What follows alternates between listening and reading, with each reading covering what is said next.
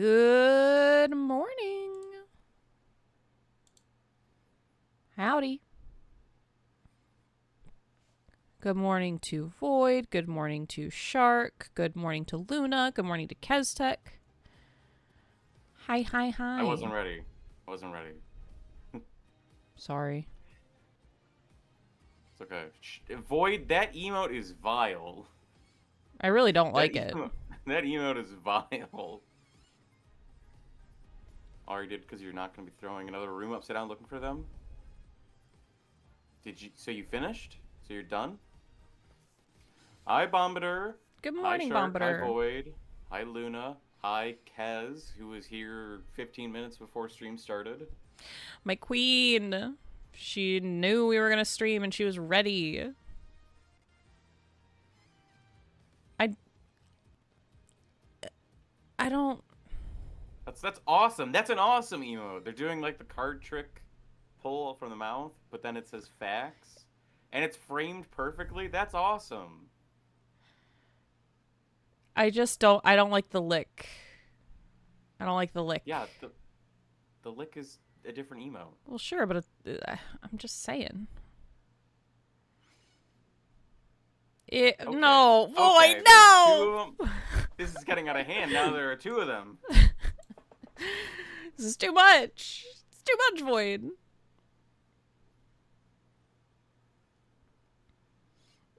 My thoughts exactly, Luna. All right, we were about to go into a virtual world to do a real case. A virtual world, as Gonta would say. Virtual. I'm doing all right. I'm very sleepy. I'm a sleepy guy, but I had a really good day yesterday, so that was good. See, the fact that they're cartoon, they're like little art characters, is less vile to me. Are y'all doing? I'm good. Discord's really getting on my nerves right now. It do be doing that.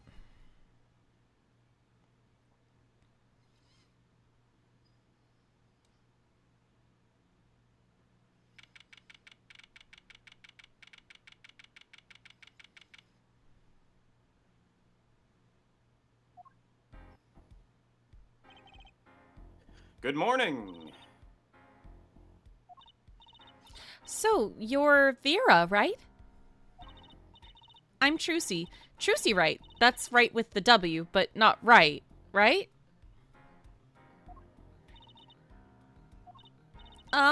We're on your side. You can tell us anything. Please? Good morning. She speaks? Well, she's already spoken before, right? Yeah, once. You're gonna be playing this 2 Who 6 from School PC a good few years ago? Oh, you did the thing where you take a USB and you copy the shortcut? Nice. Herman, stop.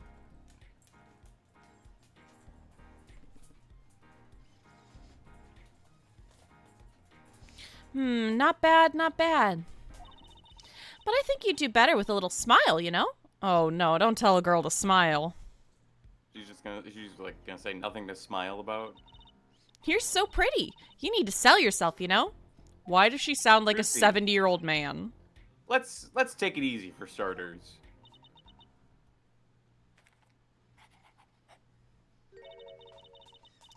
Thank you for taking my case.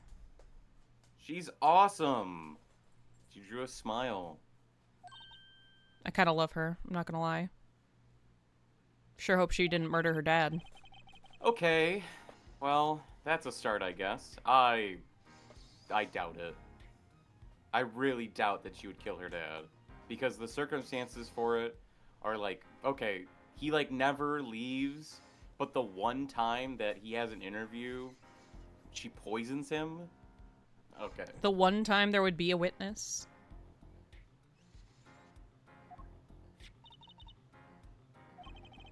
There she goes with the nail polish again. That's great, really. It's so cultured.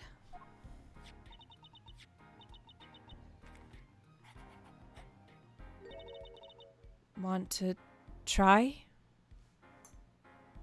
I was hoping there would be more drawings.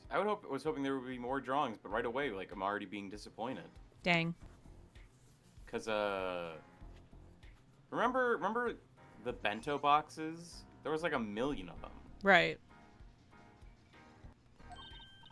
Ooh, really? Girls. Girls and their nail polish, am I right? The victim, Drew Misham, was a forger. So the last name is supposed to be that because he's a forger. He drew Misham. me a sham. Yeah. And a stolen painting was found in his studio. A life of crime, really. And maybe one that led to his death. Why was he drawing underneath the famous paintings our cases? That is very suspicious. I thought this was supposed to be virtual. Ooh, this looks real. Well, we will now, begin the, trial of Vera Misham. Is the judge okay? His voice is all raspy and he's looking around all nervous-like. Ahem. The repercussions of today's trial will most likely be felt for a long time, and may indeed alter our legal system forever. Today is a test of the jurist system, and the first step toward a new order in our courts. Daddy's secret mission. The jurists will function like a jury. Wow, shocking. It's hoped their Mono inclusion... means one, and rail means rail. It's hoped their inclusion will help courts to better reflect the people's will. Hi, Joker! Good morning. Hi, Joker. Why aren't there any jurists in the courtroom? 3 closed-circuit cameras watch this courtroom at all times. Hey, Joker. The jurists have access to everything that transpires. Jurists! Judge well and judge cool. And now see here, Prosecutor Gavin. I was going to say that. My apologies, Herr Judge. Ahem. Jurist, today, judge today's trial coolly, if you would be so kind. The jurists are unbound by the letter of the law. They don't affect the trial with evidence, but by their feelings. And we're about to find out just what effect they're going to have. Yeah, their feelings based on the evidence you present. Very well, Prosecutor Gavin. The details of the case, if you would. The victim is painter Drew Misham. He was killed in his own studio. His coffee was poisoned. By whom, you ask? By none other than the defendant, Vera Misham. There wasn't any poison in the coffee. Achtung. Someone has been doing their homework. Indeed, poison was not present in the coffee, but on the mug itself. The mug? Ah, residue was found on the rim, I see. The autopsy report describes the manner of our victim's death. The court accepts this as evidence. Death by atroquinine poisoning, estimated time of death 9 to 9:30 p.m. Is that relevant? According to this report, the victim's death was caused by atroquinine poisoning.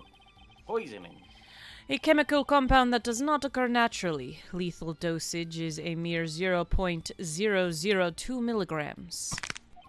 Thank you for my posture check. A touch of atroquinine in the body is the touch of the Reaper's scythe. Thank you for hydrating and head patting me. Very well, Prosecutor Gavin. You may present your witness. I have for you today a simple man for a simple case. Fuck, I forgot what voice I gave him. It was like Fairly Odd Parent-esque. Oh, like, okay, great, thank you. A man who witnessed the murder in its entirety. That journalist, no doubt.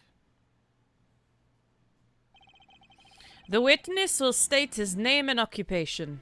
Oh my god, he has such an annoying vocal quirk. He looks awful. All right. Well, for starters, my name's Spark Brushel. My job is a lone observer of the world. Joker, thank you for the care package. I just really don't like his character design at all. Full head pat. Is that slow or fast? I have no idea, Luna. 2,000 frames per second? Normally it's 60. Mm.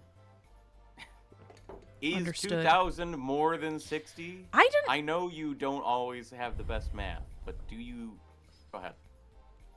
I didn't know. I don't know anything about computers. I didn't know it normally runs at 60 frames per second. I don't know how things work. Well, like good video game performance is generally seen as 60. Good PC video game performance is like 120. Bad, but like acceptable is 30. And then like pretty bad and lower than that is like 20, 15. Like one of the biggest gripes about Ocarina of Time is that it runs at like 20 or 15 frames per second. It's really bad. Luna, I didn't come here to read.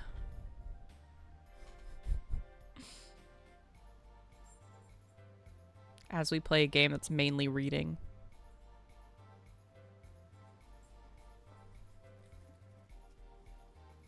In other words, a freelance journalist, right? Ahem, if you don't mind, I'd like to state something here for the record. Yes, Mr. Brushel? I dislike conclusions, specifically the aspect of jumping to conclusions. Preconceptions make park sandbox of endless desert waste. End quote. But you are a journalist. You said so yourself yesterday. Well, that's true, yes. But you must understand, I stand before you today a man with a dream. I'm the first man with a dream. No one ever had a dream before him, especially not someone very famous. Yep. I'm the king of dreams. Uh-oh. I'm offering you my testimony in exchange for exclusive rights to the story. Scoop turns Mr. Brushel into that Mr. Brushel. End quote. This guy sucks. You're getting that man's haircut? Joker! Don't do it, Joker.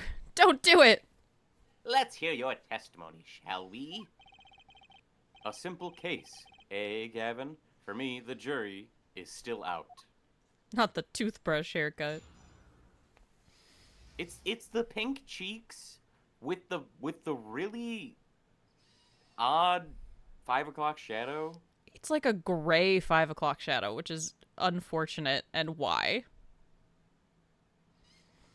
And then, like, it's the pink cheeks. If he didn't have the pink cheeks, or he didn't have the 5 o'clock shadow, it would be like... He's clearly older, but giving him both of those aspects puts him in that category of 13 or 30. Toothbrush theming? Why is he toothbrush themed? He's a journalist. Because his name is Brushel. But why is he toothbrush themed? He's probably an artist. He's probably actually an artist. Mm. Because you see how he has a feather? That same feather was in the studio. Yeah, that's true. I visited the studio around 9 o'clock that night to do the interview. The first outsider to enter the atelier. Journalistic history made. End quote. His daughter brought us coffee right after we started. And you know what happened next? Star falls. End quote. No one else entered the room besides her the whole night. He could be a dentist. We'll see. That does sound like a simple case. Unless you were the one who poisoned him. Whoa, what are you saying, Judge? Ahem. Need I remind you the cameras are rolling today? I felt the need to be a bit dramatic. You didn't do it, did you? I also hate Me his do a thing design like that? choicer. Come on, that's like newsmaker making the news. End quote. I've seen Nightcrawler. You can do it. You could do that. Or even contemporary witch hunt. End quote. I know. Wild accusations. Rock courtroom. End quote. Rock indeed. Your Honor, that's my line. I'm the one to accuse the witness. Like, if a judge actually said that, that would be grounds for mistrial immediately. Prosecutor Gavin sure looks like he's having fun. Because the point is that the judge is supposed to be impartial, and that would show... That would show bias immediately.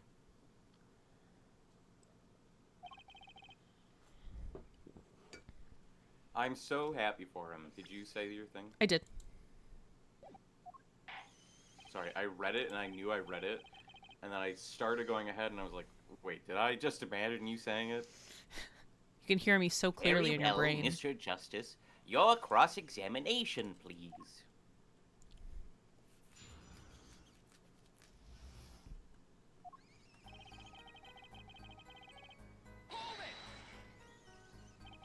It! 9 o'clock at night? Isn't that a little late for an interview? Isn't that a little late for coffee? It's extremely late for coffee. If the great painter Drew Measham says, come at 9, believe you me, I go at 9. The first, and as it turned out, the last interview with such a prolific painter. Right. Can you tell us what it was like when you arrived?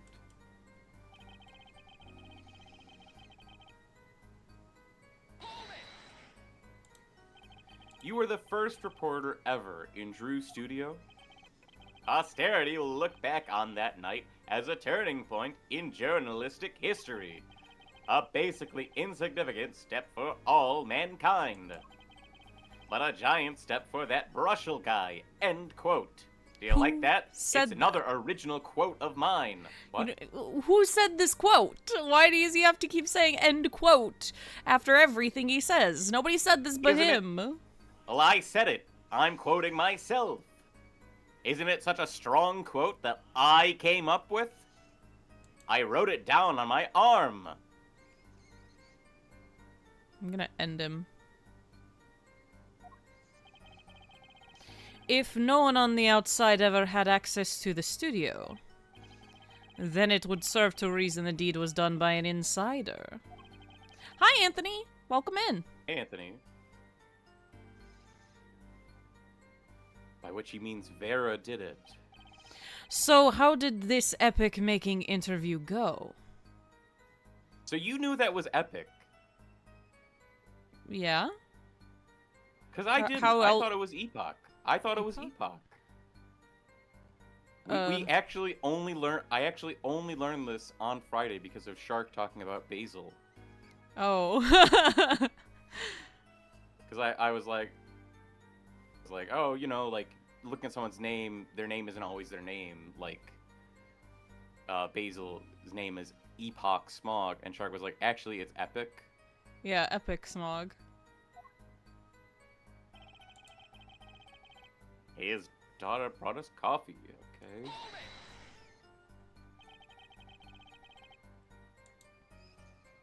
Would you mind being a little more specific? It's also one of those words that I had never heard said out loud. I mean, yeah. I guess I read a lot of audiobooks, and so, I don't know. Let me tell you, I enjoy a cuppa. In fact, it all began when I was in 3rd grade. No, wait, 4th. That's not what I meant. I believe I know what her forehead is driving at. This coffee the victim was served. Did anyone other than the defendant touch it? Right, that's what I was going to say, really. Joker is Well, suggesting now. so many games. How do you have so many points to suggest so many games, Joker? I don't know, Joker. I don't know why you're not saving your points for something else. I mean, if you want to keep suggesting games, go for it. But a lot of the suggestions that Joker has done are just jokes. Well, Like he is the Doritos. Joker.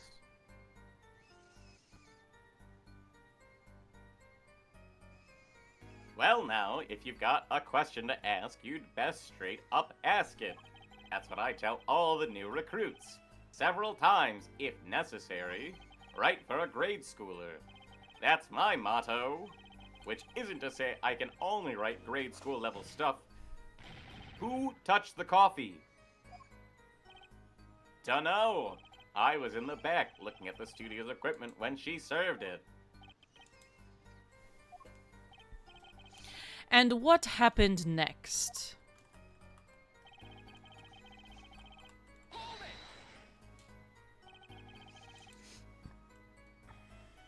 What's this about a star falling? You're pretty tired? Yeah, go get some good sleeps. Good night, Anthony. Star falls, huh? It's like an old telegram. Send money over. You would say stop for a telegram. You would say stop. Zowie, you don't know. That's like a journalism code word. An important personage passes away, a star falls. Get it? But there's no gravity in space, is there? I wouldn't think stars could fall, really. Does this matter? Oh boy, this is good stuff. Good stuff. How about star breaks? Nah, lacks punch. I know. Star dies. Nah, lacks imagination. Of course, you could go with Drew dies. Straight to the point. I like it. Hey, Harpo. Guns Here. and nuns? That sounds incredible. I think we need to hear about something a little more substantial. Moment of Death, Brushell's coffee, the Stars coffee.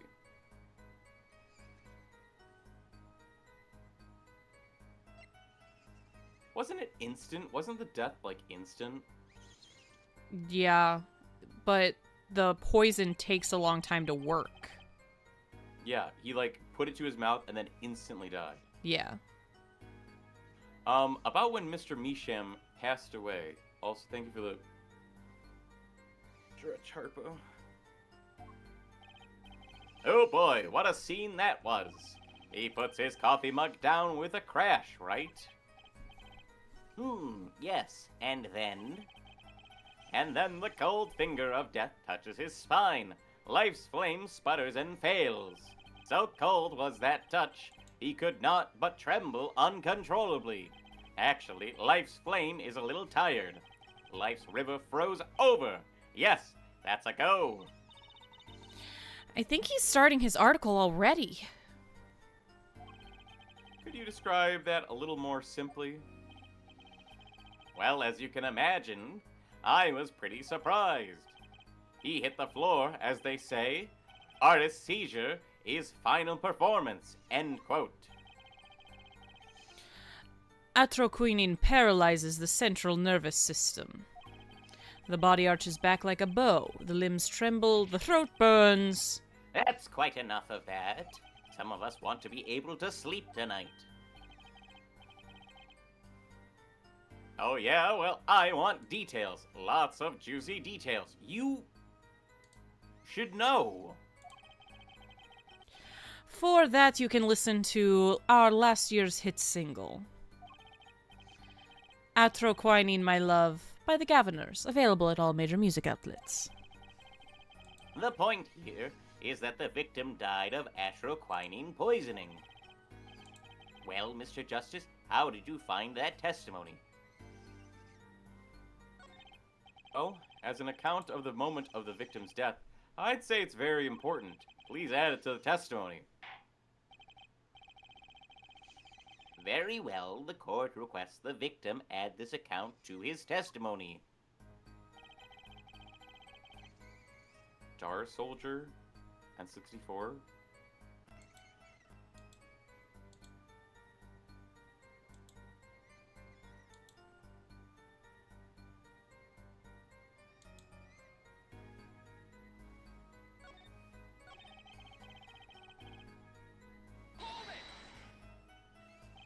You say it was definitely death by poison.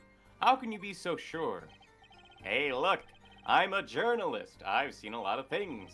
And I've had more than my share of experiences with so-called poisoning. Sunny. Sunny. What? I love you. I love you too. Man eats fishy fish, goes bye-bye. End quote. Food poisoning doesn't count.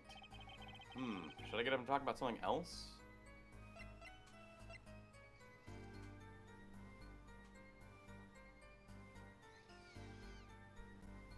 That wasn't what I was hoping for. Yeah. Let's look at our evidence. Do we have the poison as evidence? We have that poison as evidence. I'm looking for, like, a description of the timing of poison. Hey, JJ. I love you with all Yes. my heart. I love you too. Hi, Dran. What's going on? How you doing, Dran?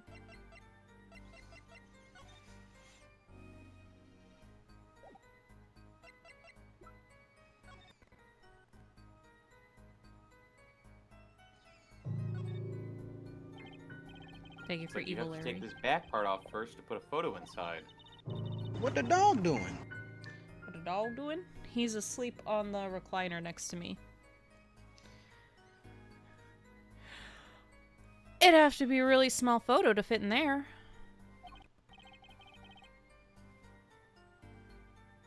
True, and that pale bluish stain. Why would there be poison on something like this? Well, there's one obvious reason. Whoever put the poison in the coffee rubbed a bit on here too. It's not very obvious, Trucy. Who redeemed I Love My Spouse Joker did. But that's not the only way I would need to... Like, I could say I love JJ whenever I want. Because it's true.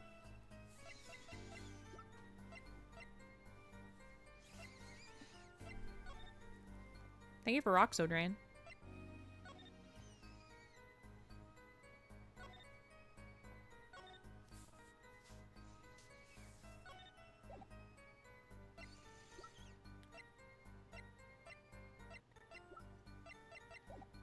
Let's hear about his coffee. So you drank the coffee that Vera served you too? Of course, when someone serves you coffee, you drink it. That's what my old boss always used to say. Never did get what he meant by it, though. But you're still alive, which is to say, you didn't die. Of course not. No point falling before you're a star. End quote. That's not exactly what I was getting at. What were you getting at then? You know the poison was on the rim, not the coffee. Oh, yes, yes. There were 2 cups on the tray she brought, and one of the cups had Drew's signature painted on the side. No chance the guest would take that one by mistake, I guess.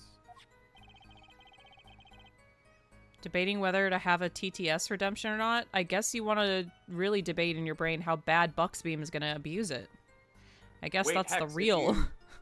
Hex, if you want a TCS redeem, I can help you with that. I can help you with that. I guess the real question would be, how badly do you think Bucksbeam But is we going to could be abuse beat. that? This is good news.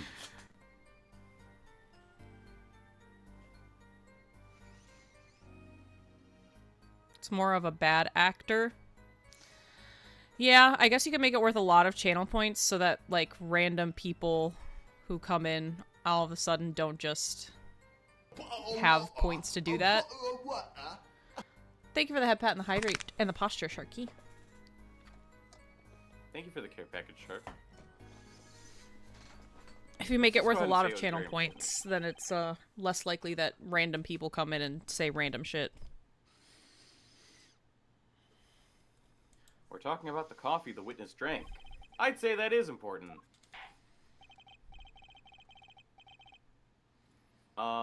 If it's through Twitch, I think you get some moderation over that.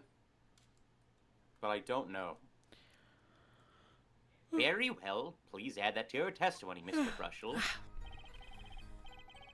I drank the coffee too, but I'm not dead yet.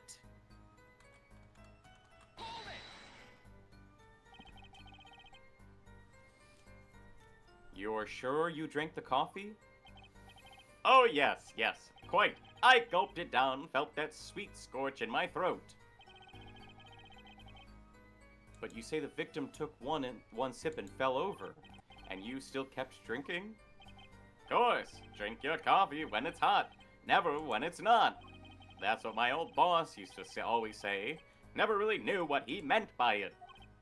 Should I get him to talk about something else?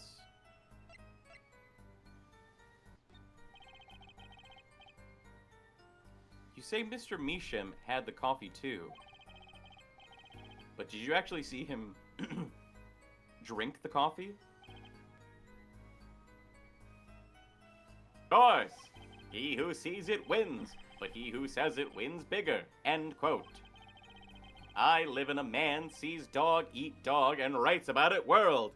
Yet, Didn't ever follow through on Shark's Redeem. Sip your Dunkin', dude. Don't leave your Dunkin' unsipped. Yet? I guess I can't say I saw him drink it, really. He had one so-called sip, if that. Man puts lips to mug. Drinks? End quote.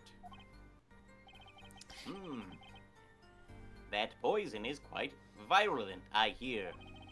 Drink it while it's My hot, never while stomach it's did a not. so-called somersault, since I'd gulped down that coffee without so much as a second glance at it. Wait, maybe something's there. Some kind of so-called trick. Anyone want to venture a guess for the record?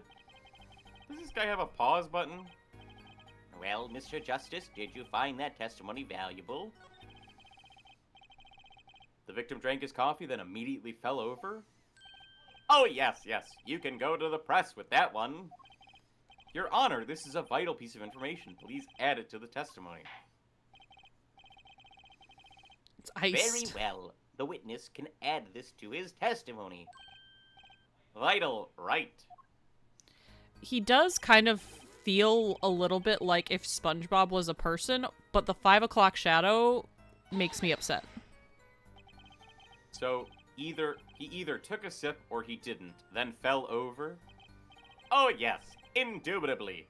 Just like that. Wham bam. So Mr. Misham drank the coffee and fell over immediately. I think Brushel's telling the truth, too. Should I get him to talk about something else? No, that's the important thing. There's no real need to change the testimony. The problem with the testimony is already pretty obvious. But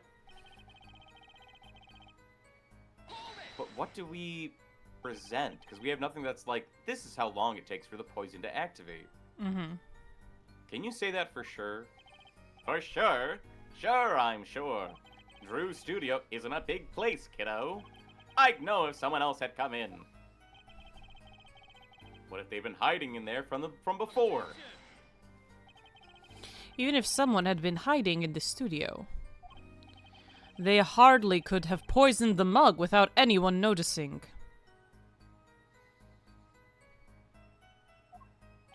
You think I, Spark Brushel, would miss something as obvious as that? No way!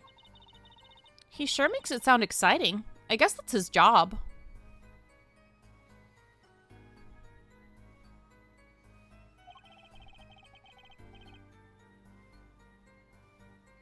There's only one moment we need to focus on, really.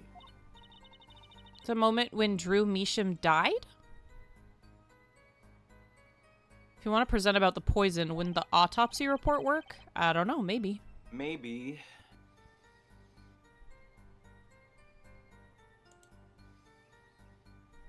But it doesn't have the time of how long atroquinine takes. Exactly, there has to be something there.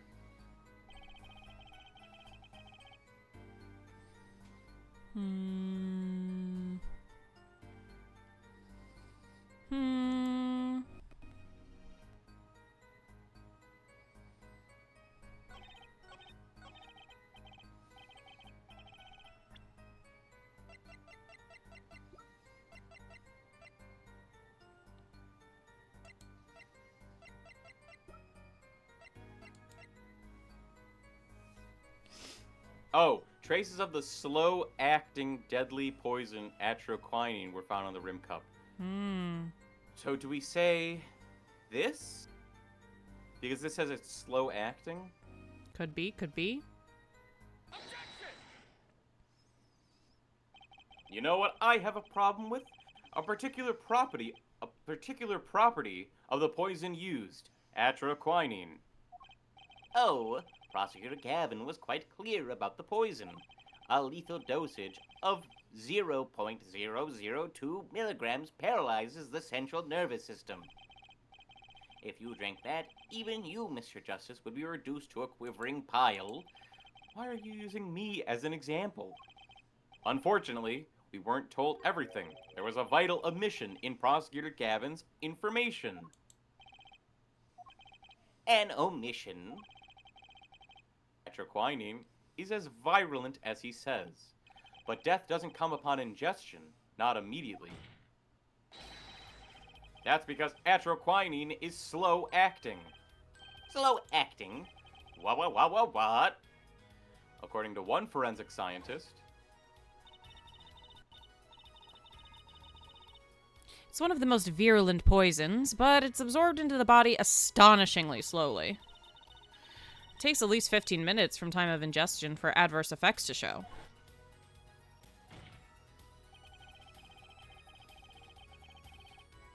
if we suppose that the moment Mr. Misham sipped the coffee was when he sealed his fate, then he would still have had time left to enjoy his last cup of joe.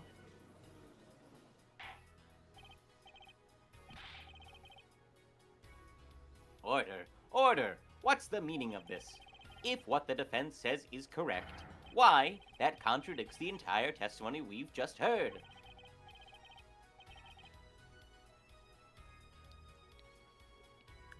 Even you, I think Justice is the last person you would want to use for that. Yeah. Well, Mr. Brushel, anything to say on the record?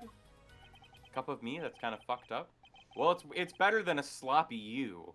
Not a sloppy Joe. Ooh. Slow acting. SLOWACT. It was virulent, all right. Even then, it had already begun digging its claws into the journalist. He's working on his scoop.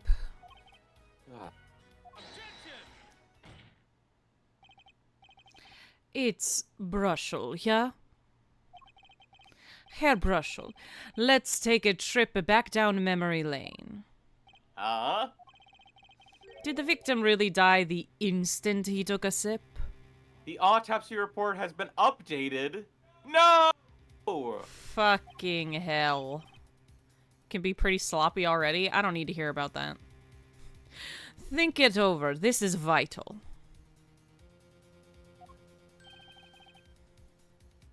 You know what I think? I think that was a not-so-subliminal suggestion. End quote. I admit it does cause a problem if he died when you say he died. I would be forced to say Auf Wiedersehen to my simple case. And you would be forced to say farewell to your article. Come again. You can't write a story based on conjecture, can you? People do it all the time. As the case drags on, other reporters will pick up the scent. And you'll be forced to kiss your exclusive scoop goodbye. Bet my office is messy. Get your mind out of the gutter, Sonny. Scoop. It lives Scoop. there. Look, wait. Just wait a second. Just 1 second. We're waiting. Out with it. I think I just recalled a so-called important detail. A revival of recollection. End quote. A story survival. End quote. Attorney utterly confused. End quote. What else is new? Actually, I did notice something when I visited the studio. I heard of poison that takes its sweet time, see? But not what I've been saying for the last few minutes, apparently. Mr. Brushel, are you saying you noticed something that explains what happened? You bet I am. The antidote for a poisonous contradiction. End quote, you might say. Curse, thank you for the cursed package. Curse gave me a care package as well. A posture check and a hydrate.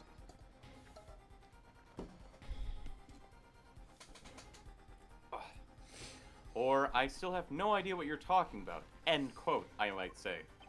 I figured it out, but only after an in-depth interview. See, thanks to my journalism skills, I know who poisoned that coffee. I cursed.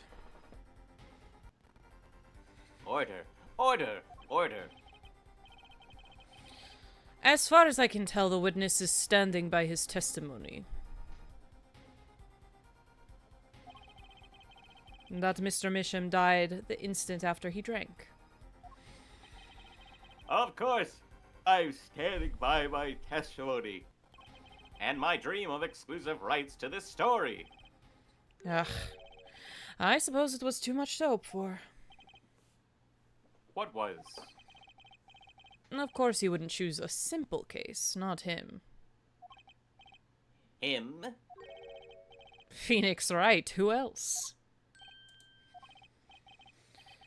Ashtung Hairbrush'll report for us, if you would. What is it that you noticed?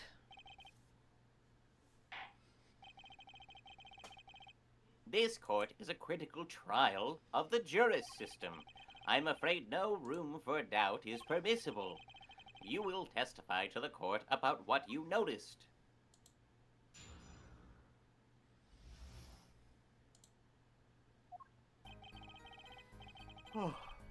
When I arrived at the studio, Mr. Misham was at his desk. He seemed to be writing a letter, but he quickly sealed the envelope. I thought nothing of it at the time, of course. Now that I think about it, what if he was writing a suicide note?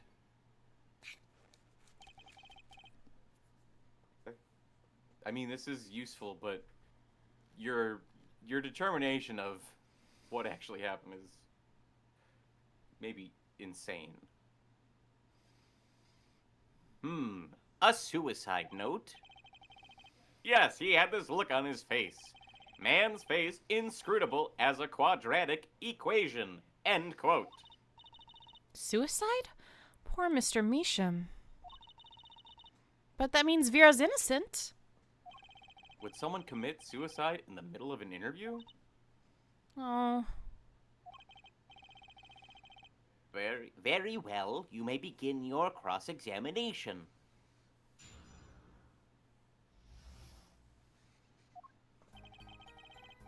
When I arrived at the studio, Mr. Misham was at his desk. Oh, wait, I already said this. Was there anyone at the studio other than Mr. Misham? Well, his daughter, Vera, of course. Creepy report jumps to insane conclusion. End quote. Hi, Otto. Was anyone besides Mr. Misham and Vera present? A single one. Not a cat, not a rat, not even a mouse. The only person who didn't belong into that studio there was you, wasn't it, Mr. Brushel? I know what you're doing. I know your game. Attorney uses classic Ramsden phenomenon ploy. End quote. If you intend to suggest that this reporter is a suspect, I'm sure you also intend to present evidence supporting that assertion, correct? In the meantime, let's move along, shall we? It just pisses me off because they love to basically just jump to conclusions for our defendant, but they're always like, oh, you have to have rock solid evidence to ever possibly accuse anyone else. Yeah.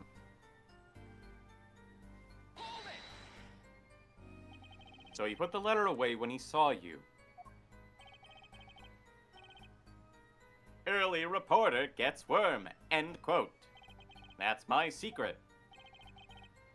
I'm not sure I follow. It's the night of the interview. I arrive 15 minutes ahead of schedule. The handle turns, the door opens, and I barge in. Are you sure that's okay to do? I mean, isn't that unlawful entry, really? Mr. Measham sure seemed to think so. You should have seen him. He crammed his letter into that yellow envelope as fast as he could. I know a secret when I spot one, and that was one. It does seem significant. Well, Mr. Justice? I wonder. It does have the ring of something important. The defense finds this testimony vital, Your Honor. Yellow envelope. So it's not the The red envelope. You didn't read what the judge not said. the red one. Very well. Please add it to the testimony then. Hey, why not? My account comes free of charge. It was a yellow envelope I heard was left at the crime scene. So Not the red envelope that we have. we'll say that there is no red envelope. Yellow. There is We'll no say yellow. there is no envelope. yellow envelope. And you saw him seal this yellow envelope with the letter? Hey, don't look at me like that. I saw what I saw. Apollo, you think this might be... Our big break, yeah. What I need is to show some decisive evidence now.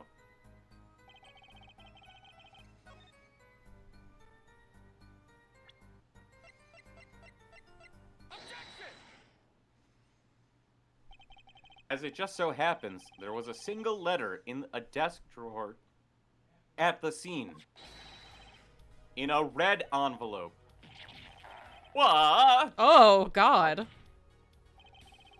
Prosecutor Gavin, have you seen that ProZD video where it's like, alright, so the defense might ask you some questions. If they throw you for a loop, just remain calm, okay? And then, like, they get, like, thrown for a slight loop, and it's like, Yeah. just lose their marbles.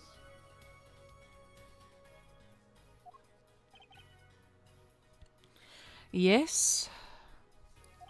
Was a yellow envelope found at the scene of the crime? Unfortunately, no. But her forehead... It's easy to mistake the color of an envelope. I guess. But not this envelope. You see, it was postmarked already. 7 years ago. Well, Mr. Brushel, I can explain that. Drew, right. He wanted to get that letter in an envelope. Pronto. Get it out of my beady eyes, right? So he grabbed the nearest envelope and crammed away. And what about the whole red and yellow envelope contradiction, chump? Chum. Well, Mr. Justice, have you anything to say to the witness's claim? That night, the victim put a letter he had been writing into a red envelope. It's impossible, because he wasn't writing it, and it wasn't a suicide note. That's impossible. It's little wonder Phoenix could remain undefeated in poker for 7 years if these are the poker faces he had to go against. It's so true. Just like, so, sir, do you have a good hand? Oh. just string themselves up with a tie. Their whole toupee explodes. Yeah, I think I go all in. Hi, Hey, Silent. Silent. I like your expression. So full of confidence. It's simple, really. As it just so happens, the defense team investigated the contents of this envelope with, the assistance of a forensic scientist. What?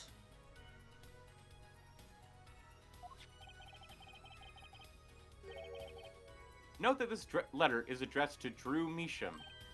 Oh, Why would he address a letter to himself? let alone send a suicide note to himself. I've been scooped! Five Nights at Freddy, this guy. He's been scooped. Order, order, Order. Mr. Brushel, can you explain this to the court? Oh, my. How could I have forgotten?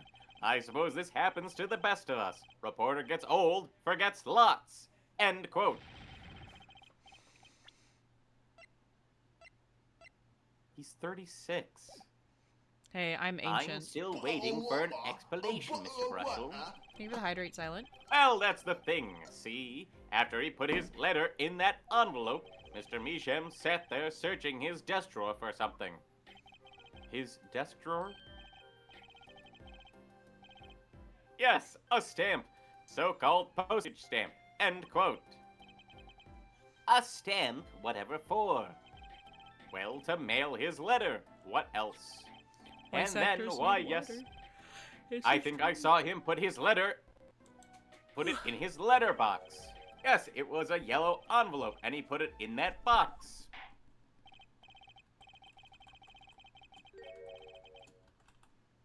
Well, apparently this letter has nothing to do with this case. Oh, how I wish it did. Just think if that were a suicide note. What a story. Star writes suicide note in front of reporter, falls. End quote. As I was saying, that has nothing to do with this case. That said, Yes, Your Honor. it makes me wonder about the contents of that red envelope.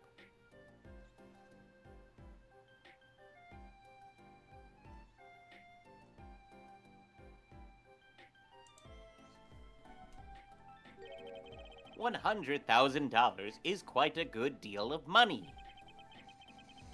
So this was from 7 years ago, yeah? So, am I finished here? Am I finished here? I was thinking of, going home to start writing.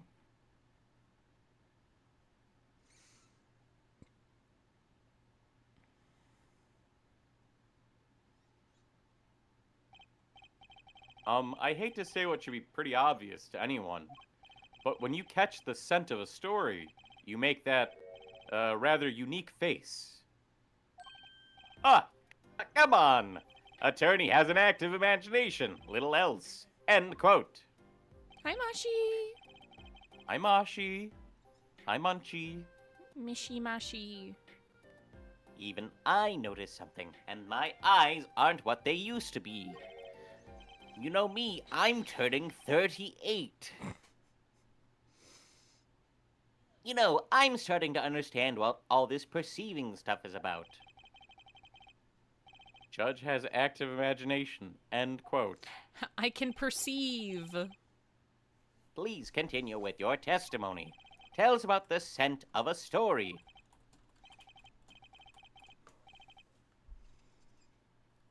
Why did Shark's message not come through? Ah. What? Shark, are you That's saying weird. bad words? No. It went through. It went through in OBS. It went through on my Twitch screen, but not my chat in the doc in OBS. Crazy. Love that anytime the judge is like, "Hey, even my senile old ass noticed that." Hey, I'm the one asking the questions here, usually.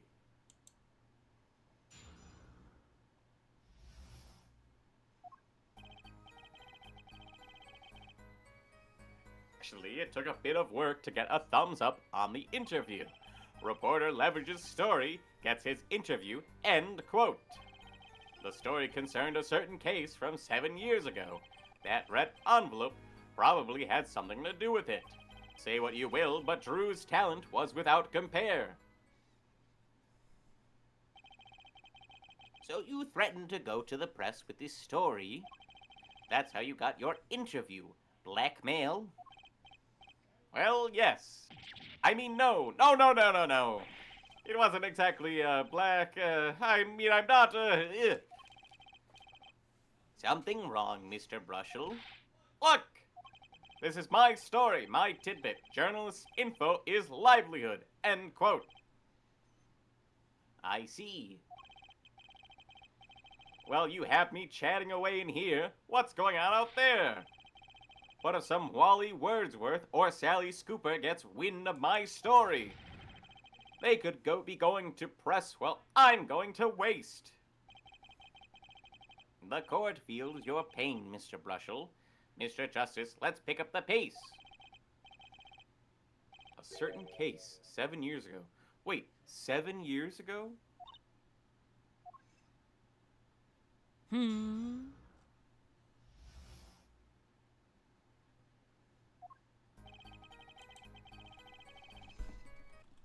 Actually, it took a bit of work to get a thumbs up on the interview. Oh, we need to be looking for, A quirk. we gotta perceive.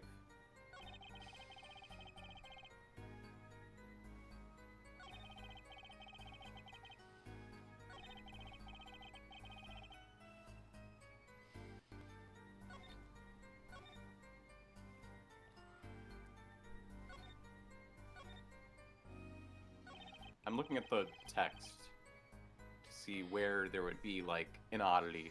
Mm-hmm.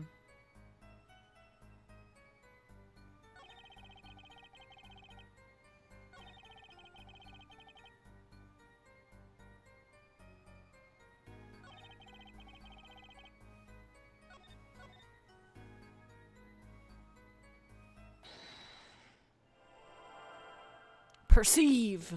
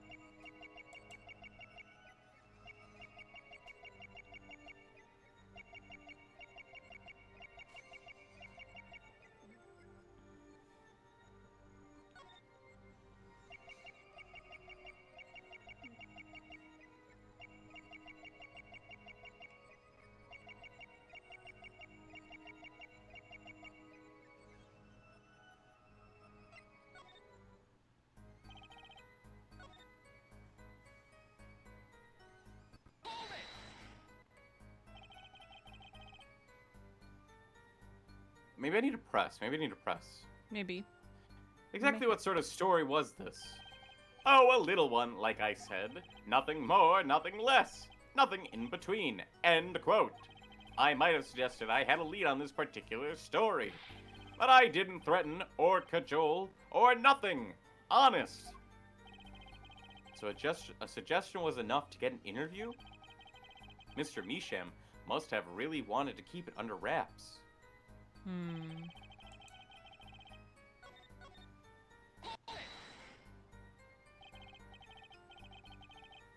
The victim, Drew Misham, had an aversion to reporters. Boy, I guess not even my considerable charms did much for him. Until I finally got my thumbs up, that is. Maybe you can elaborate on that a bit for us.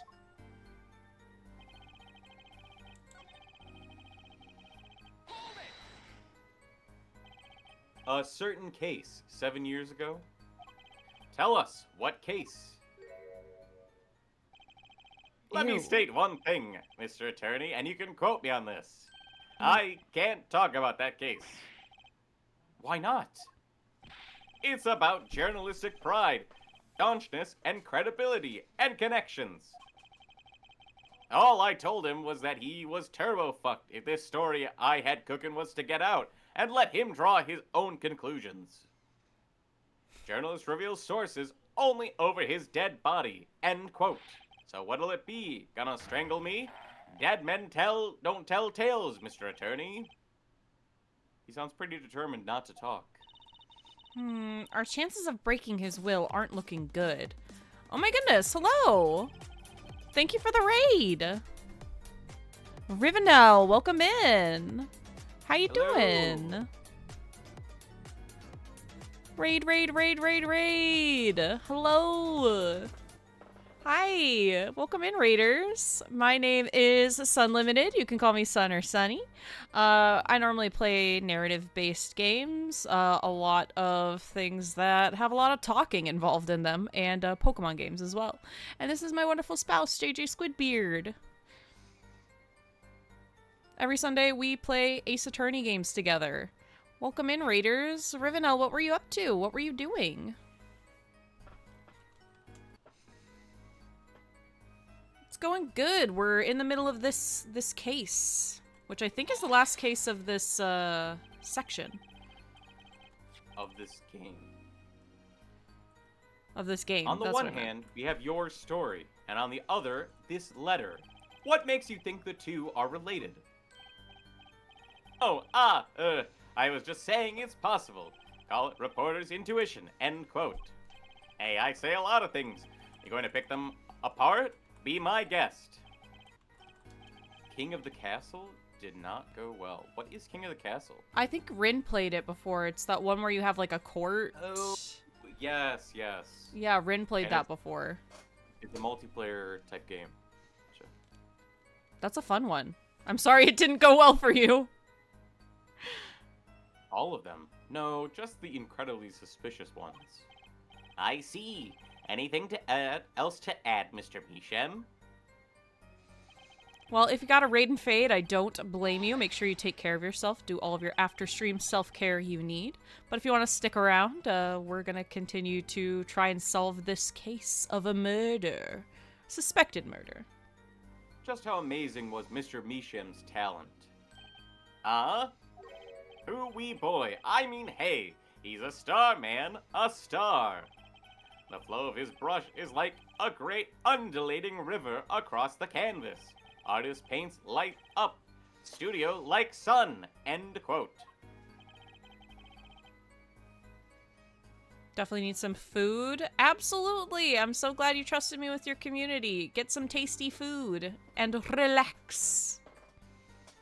This guy is full of wacky gestures, but that one just now was wackier than usual.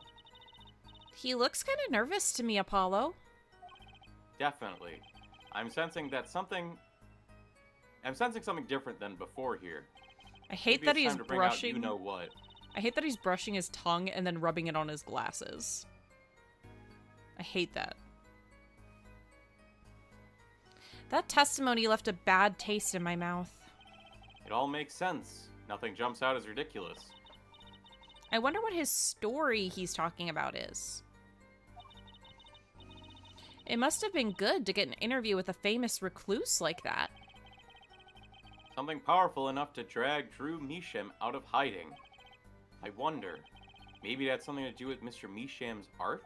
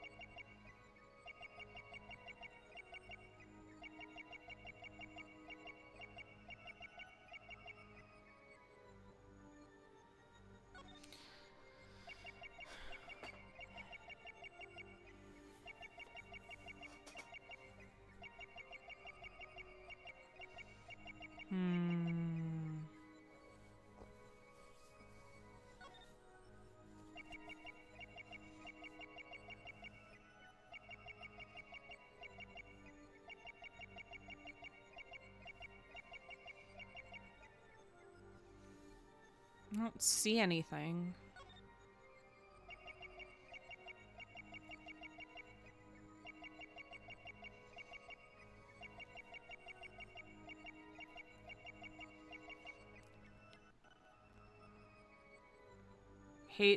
This is quite difficult to tell to find because of what it is. Uh-oh.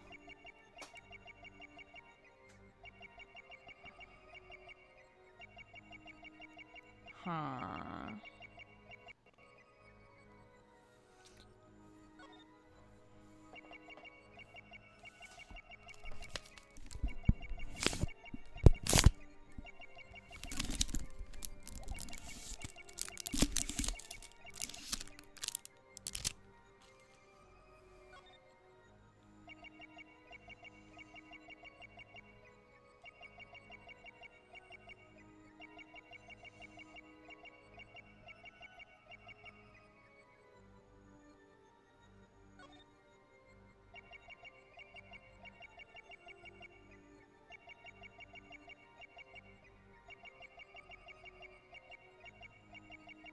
Does chips or whatever taste good? No, there was an ant. So I picked up an envelope to crush the ant with. Sorry. Sorry, I didn't think you could hear that.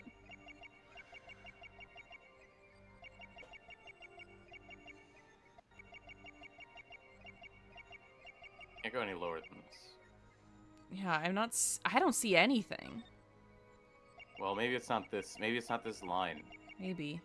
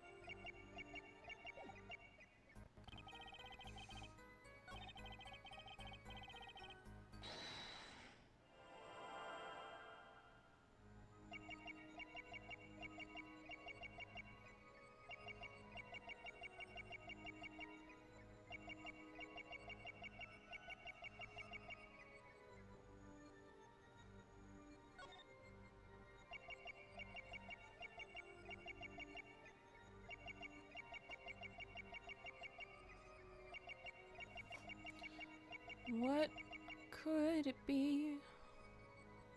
Okay. Not worried yet. Okay. I'm looking. I'm looking with an eagle eye.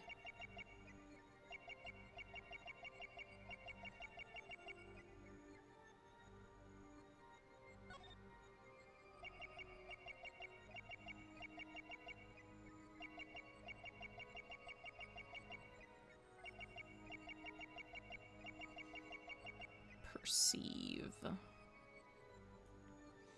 Perceive me. Is it because his nose is big?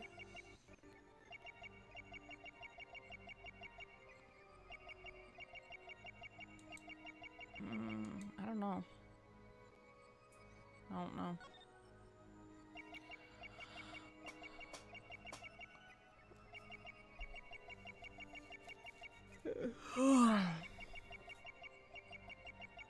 Look with your special eyes. Look with your special eyes. My brand.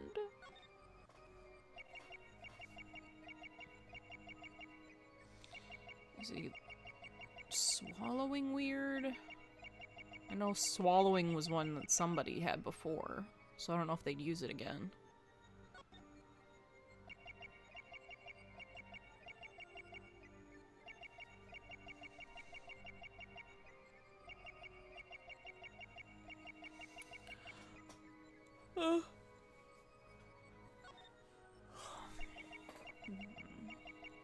I'm nervous because Luna's saying it's quite difficult to tell.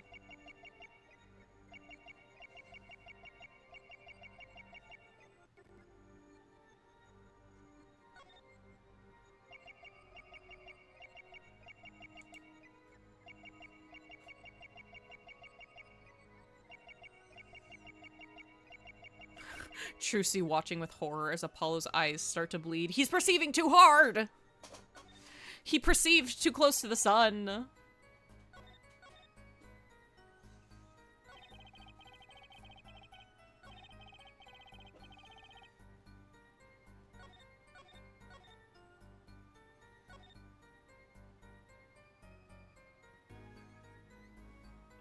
Ugh. The thing is, like, he's doing this, like, head twitch thing, but then he doesn't do it when you do the perceive. So I'm like... Because it's not part of the testimony. I'm like... Why?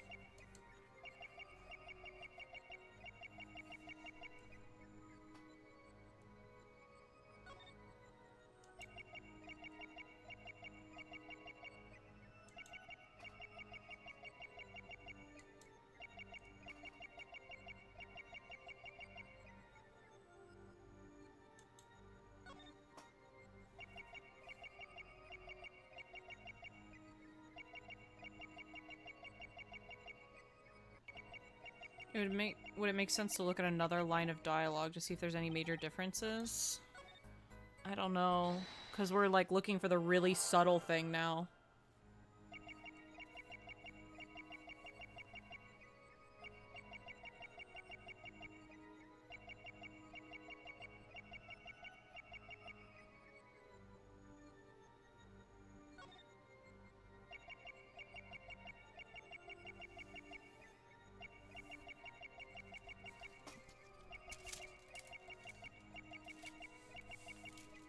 I think I need to clean off my desk. There's... I keep seeing ants, and I think I need to clean my desk off. Because if I have this many ants, Okay, stop, it's probably gross. stop. It's not that subtle, it's just in a weird place. Okay.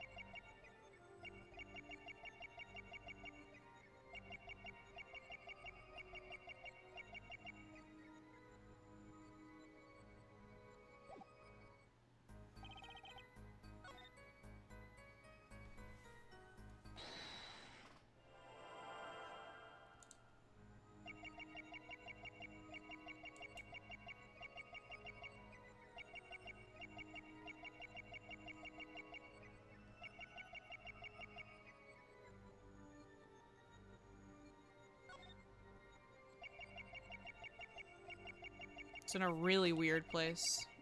Okay. Not just weird, but really weird. He's meant to be a creepy character.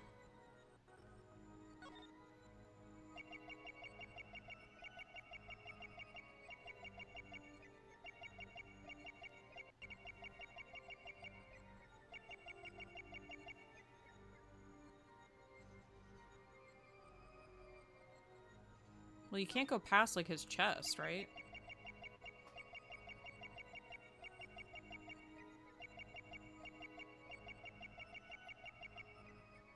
His tail is kind of gross. Uh-oh. Now I'm scared.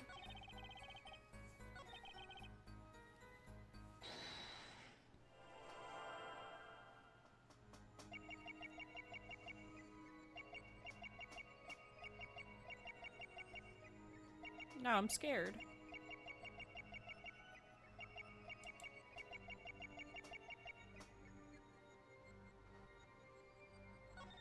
Chest level is fine. It's more so weird. Okay. I don't know if I'm gonna find it. Well, you're not the one who has to find it. I have been calm about this. And everyone's freaking out. Freaking out? They're just trying to help.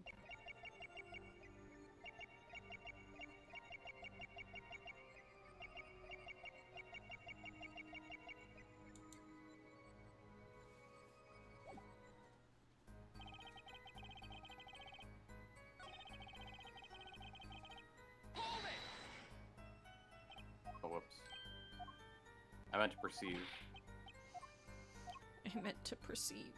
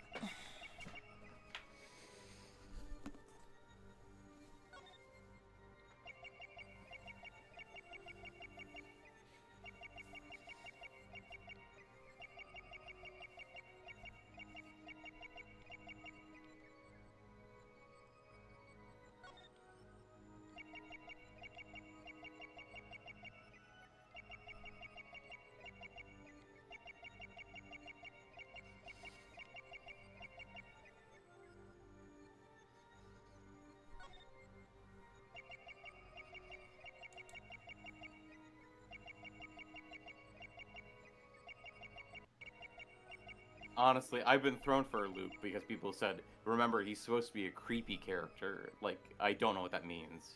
And I don't know that I want to know what it means. But now I'm like, kind of thrown for a loop.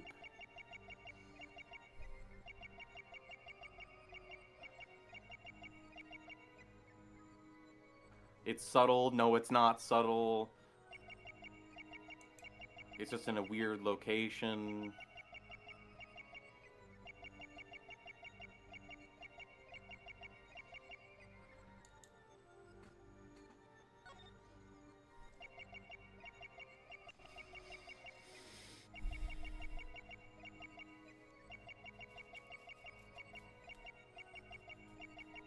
Like, I'm trying to watch, like, his eyebrows, his ears, his eyes, his pupils.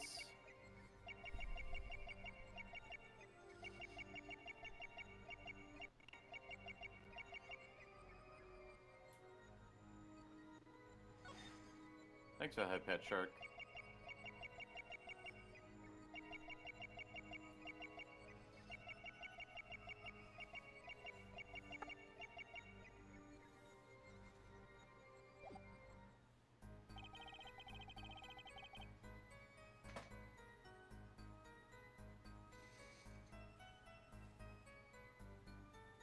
Thank you, Sharky. Thank you for hydrating me too. Telling me to sit up.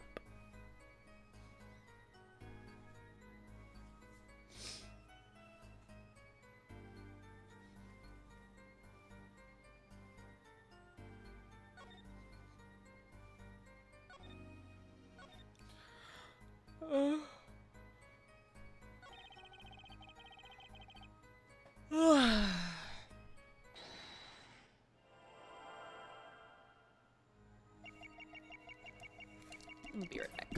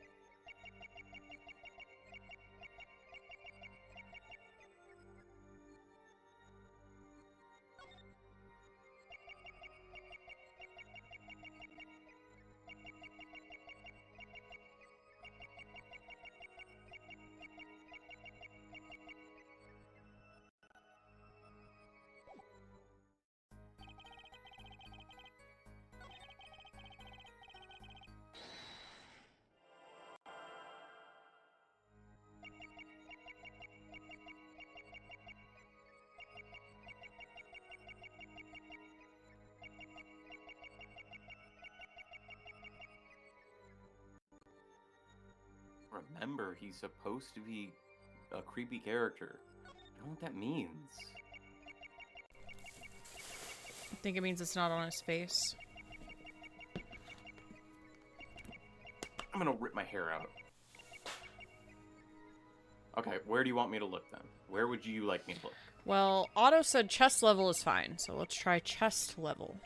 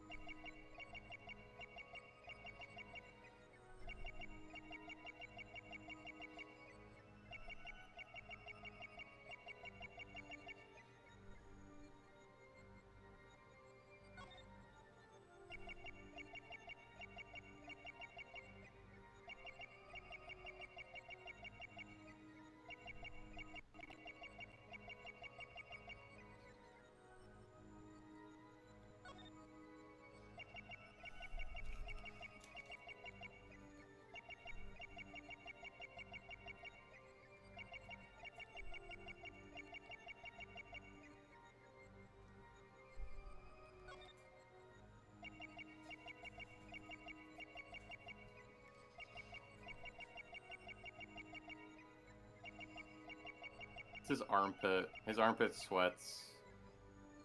That's very subtle.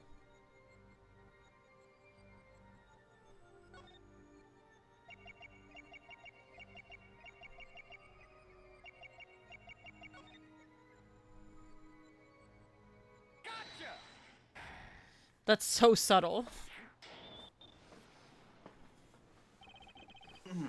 Sweat much, Mr. Brushel?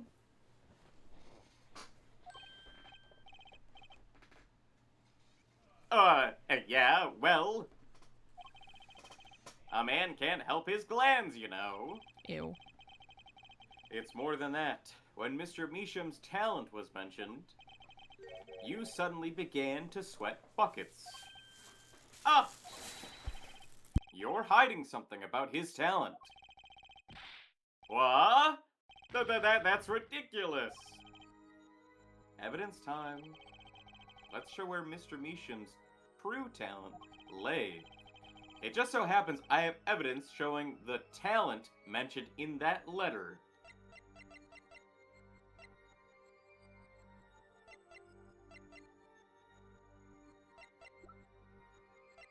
The one that's not complete?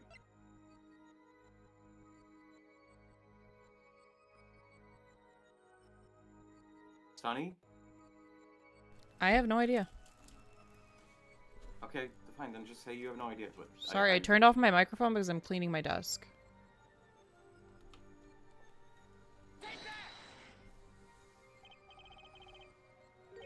I can't help but wonder what the court is supposed to conclude from this evidence. Oh.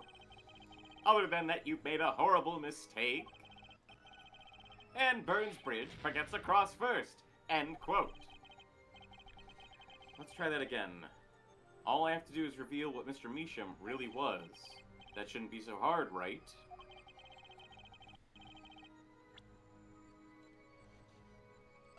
Is it the stolen painting?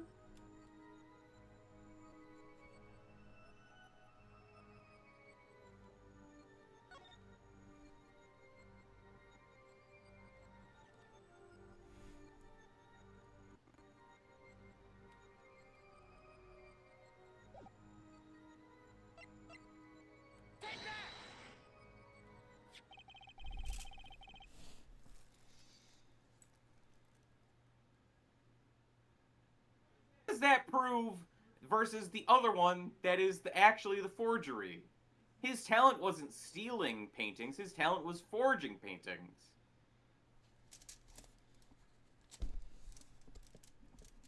This painting was found in Mr. Meesham's studio.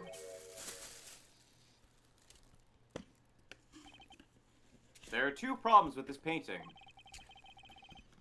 The first is, it wasn't painted by Mr. Meesham. Which doesn't prove his talent! His talent is forgeries. The second is that there was another painting in the studio, which looked exactly like this one, except it was only half done. What was wrong with presenting the forgery?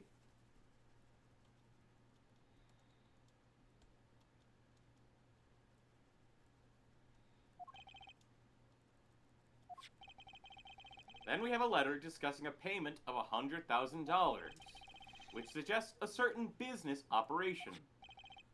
The business of making forgeries. Oh!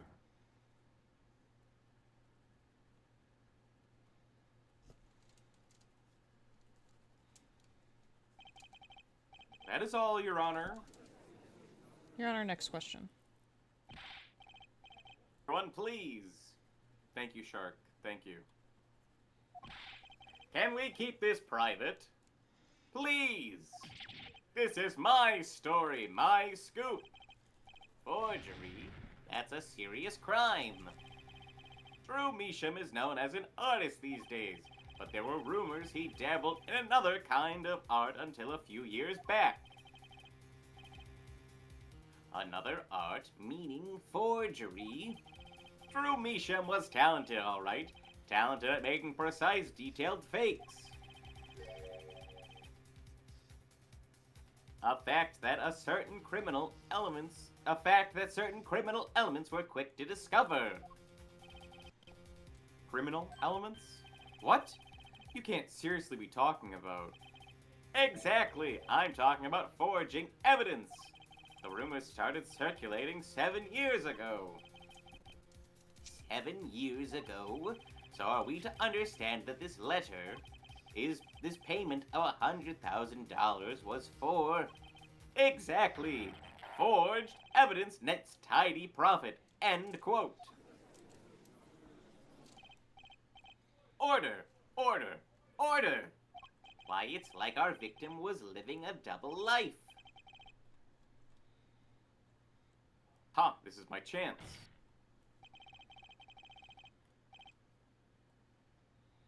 So the victim had ties to the criminal world, right? He could have had plenty of enemies we know nothing about. This is my first time hearing of this criminal world.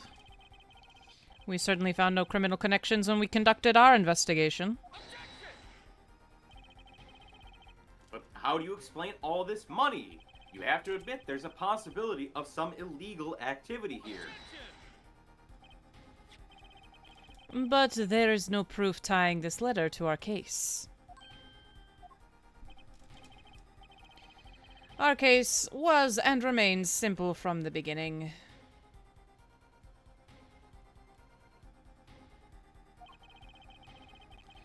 Only the defendant could have poisoned that mug that night.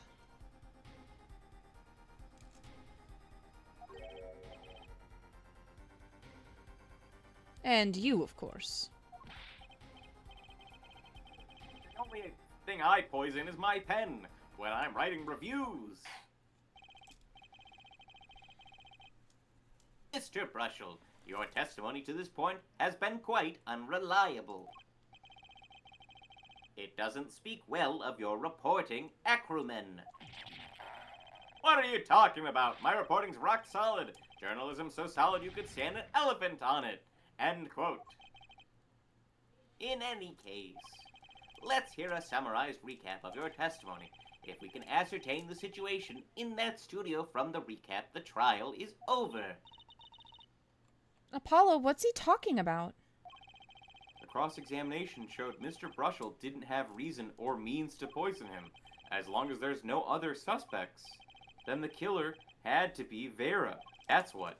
This next testimony is our last chance. Mr. Brushel, your testimony, please.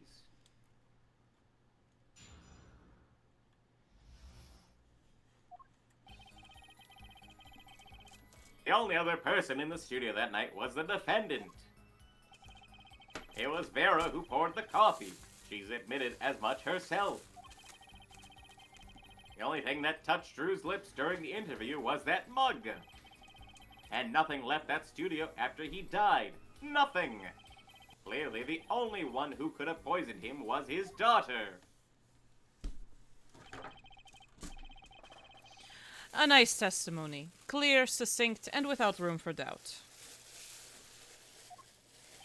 Aw, shucks. You really think so? I believe this clarifies the situation that night. Very well, Mr. Justice. You may begin your final cross-examination. Right. I still have one trump card left to play. And I won't let this trial end until I use it.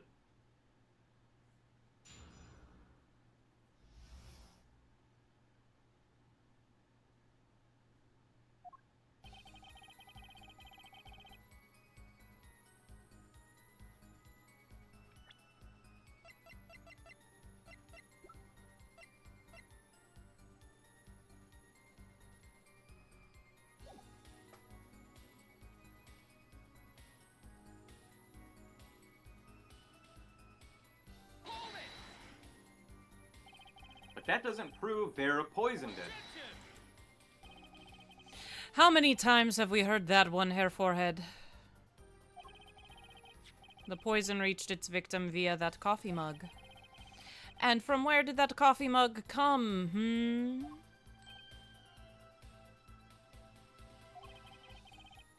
Not to beat a dead horse again and again, but perhaps you could fill us in. I'm on it. You need a horse to beat. I'm your man. What the fuck?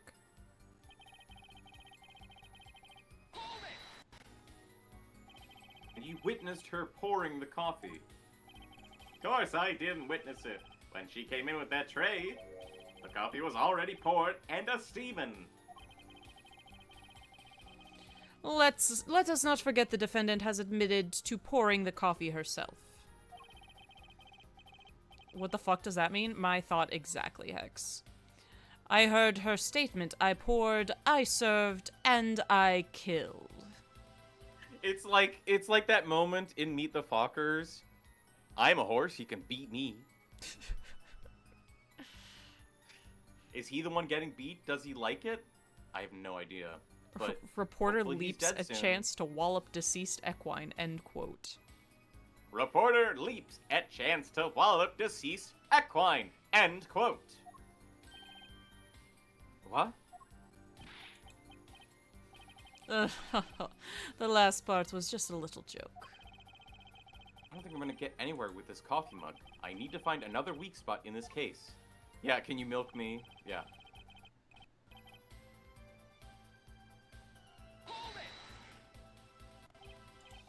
You're sure about that? Well, to be really, really precise, I only kissed him for 5 seconds. I was busy gobbling mint candies the whole time.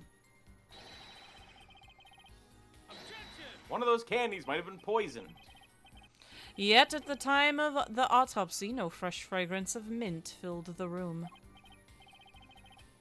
And no mint residue was found. It was a long shot anyway. Don't tell me you're still trying to prove this.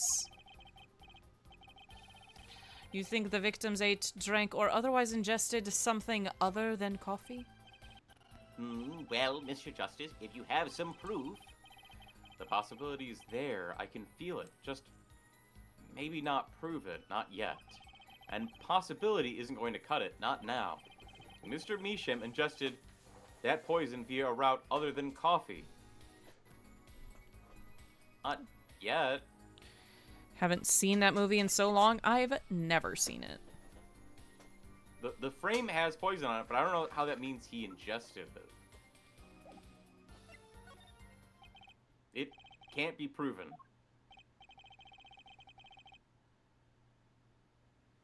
I do believe our little forehead is growing up. Pity, we liked the rash, youthful forehead best. Another hole in this case that needs plugging before I can prove anything. But first things first, I'd better uncover a weak spot before I try to strike again. On with the cross-examination.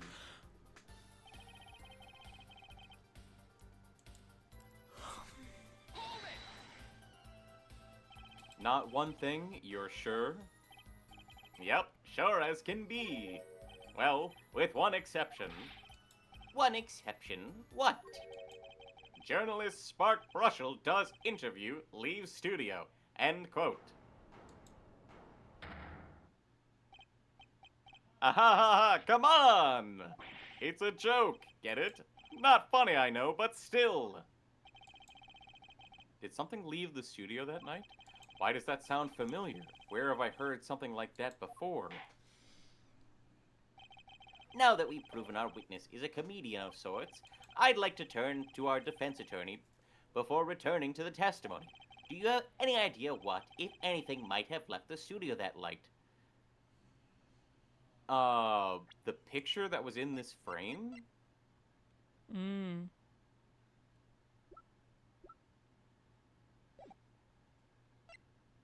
You're back? You delivered some medicine to a friend? How's the character with the best design face going? Going great, Joker.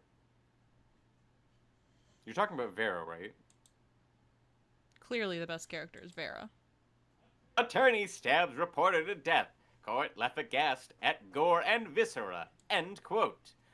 I think it would actually be, Attorney stabs reporter to death. Everyone says this is fine. End quote. hey, Scorpy, how's it going? Hey, Scorpy. I think one thing might have very well left the studio that night. A certain something that has vanished from the crime scene.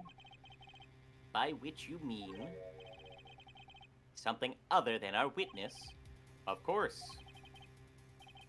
His design is so good, I'm going to copy his haircut. Joker!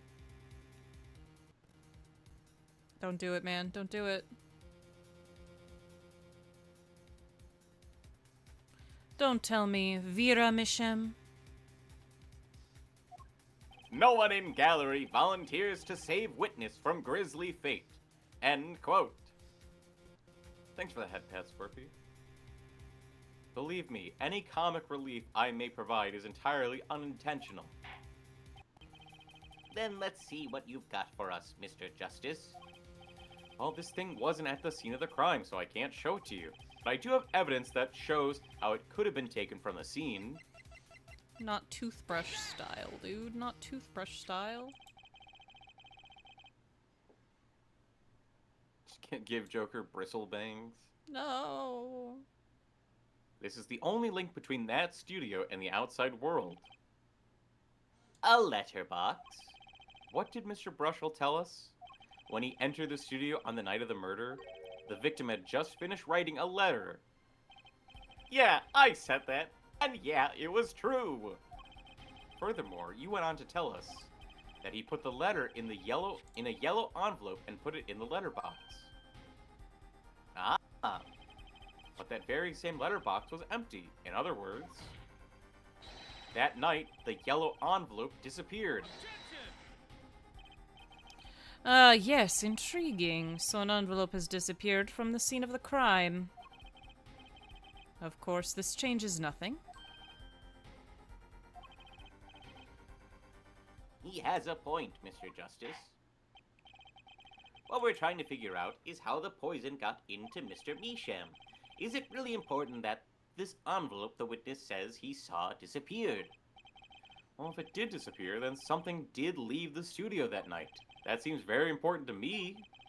Very well, then. The witness will add this to his testimony. You got it.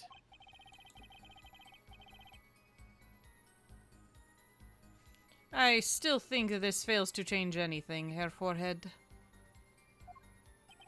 I wouldn't be so sure. A letter disappeared from the crime scene that night. This is exactly the opening I've been looking for. A letter was put in the post from the studio, but I hardly think that matters.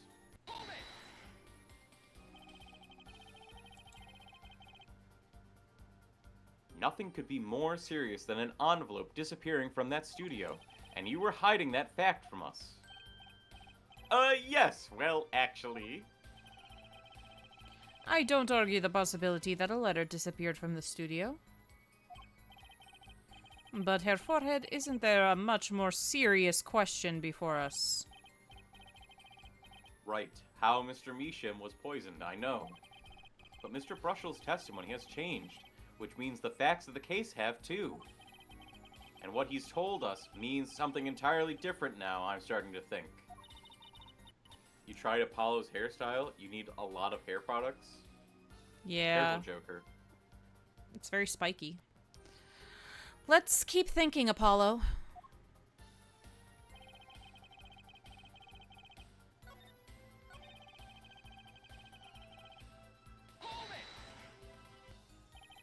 You say clearly as though it were obvious. But this claim that the defendant poisoned the victim is merely conjecture. Yes, well, you see, in my business, it's all about making the most ridiculous things sound right. A bad habit, I know. Yes, well, actually, I guess this is more a case of ridiculous journalist sounds wrong. End quote. The court is forced to agree with you. Please refrain from wild conjecture. Understood loud and clear! If only I could believe that. What do you think, Apollo? Everything he's saying seems so not flawed. Well, that's kind of what you want from a testimony, really. I need to keep my eye on what matters. How and why was Drew Misham killed? Vera poured the coffee, that's not going to change. But if that coffee didn't kill him, I need to find what did and prove it.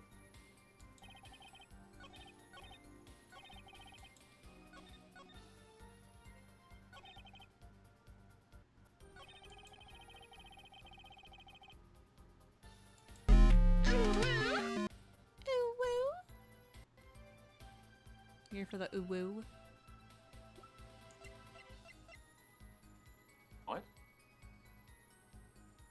Scorpy redeemed Uwu.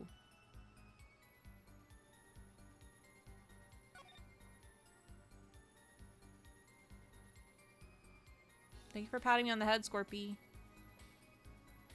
Why are the lines so clear on this? You see that?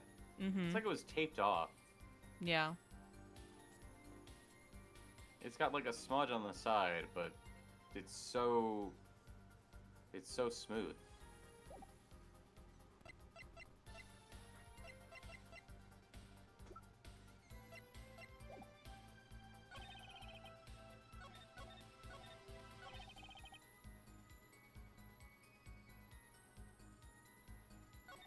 Where would this be relevant?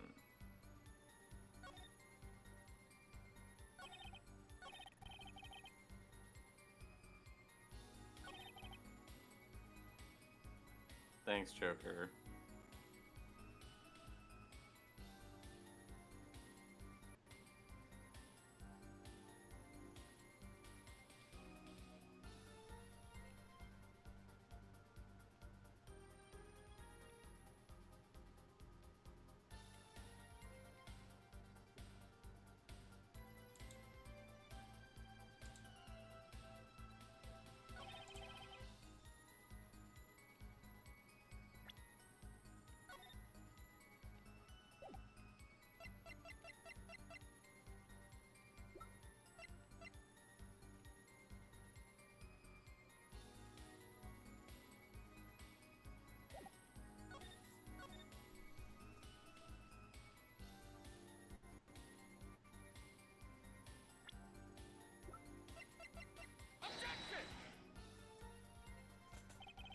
Ugh. Man. Damn. I was like, maybe it's so obvious. A letter was put in the post from the studio, but I hardly think that matters.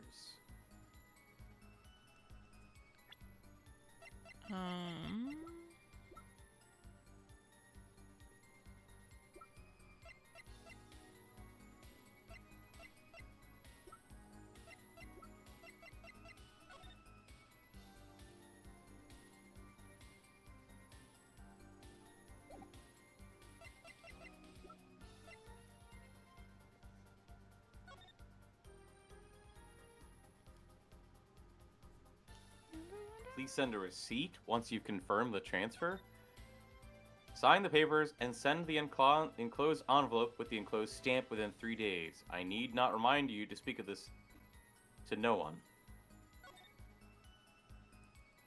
Is it possible the envelope is the one referenced here? And if the stamp enclosed in the envelope was poisoned. Like he licked the stamp? Like he licked the stamp. Yeah. I don't know how we present that, but since they're the one who gave him that, you know.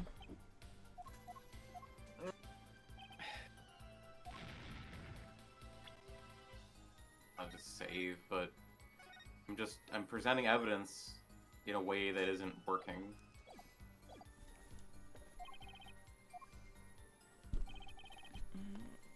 There's put in the posts from the studio, but I hardly think that matters. I do think that matters. I do.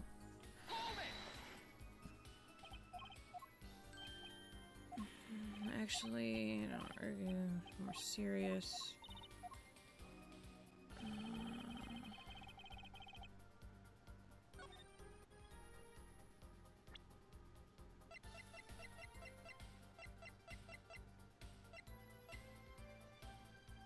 Can we present the frame? Didn't I already do that? I don't know. I did. I don't know.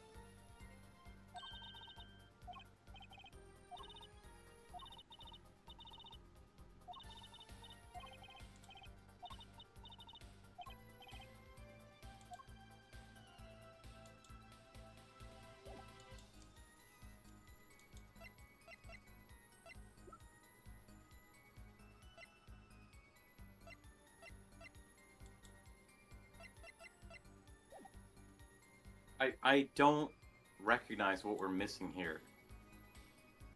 We have evidence, but it's not clear how we're supposed to present it. Okay. Let's think. Okay, let's go through this one more time, just everything he's saying here.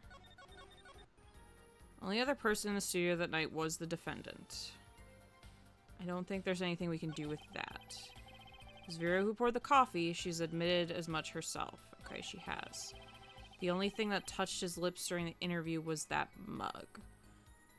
So, can we prove in any way with any of our evidence that that's not true? That the thing that touched his lips would have been the postage stamp.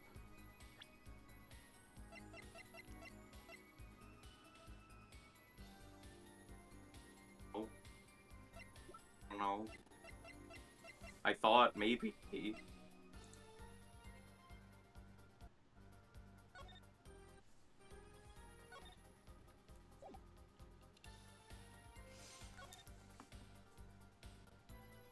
So...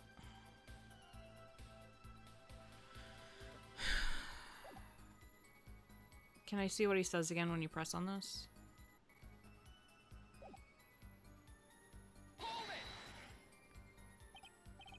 You're sure about that? Really precise. Was busy gobbling McCandies the whole time. Oh, poisoned. All the time I'll see no fresh fragrance of mint filled the room and no mint residue is found. It's a long shot anyway. Don't tell me you're still trying to prove this. I think the victim ate, drank, or otherwise ingested something other than coffee.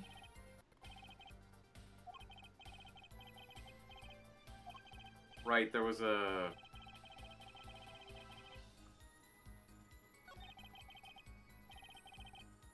Proof is possible. Here it goes. Maybe the envelope here. You do understand what we need, yeah? Proof, Herr Forehead, not possibilities. Of course, and Prosecutor Gavin, I hope you understand. I'm ready to give you that proof. What did you say? I have proof of the disappearing envelope. I saw him writing a letter, I did. Which was picked up by a mailman, I assume. Of course, which means that envelope had a stamp on it. A stamp? Ah!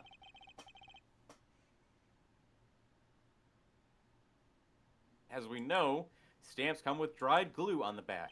In order to use the glue, you have to wet it by licking the stamp.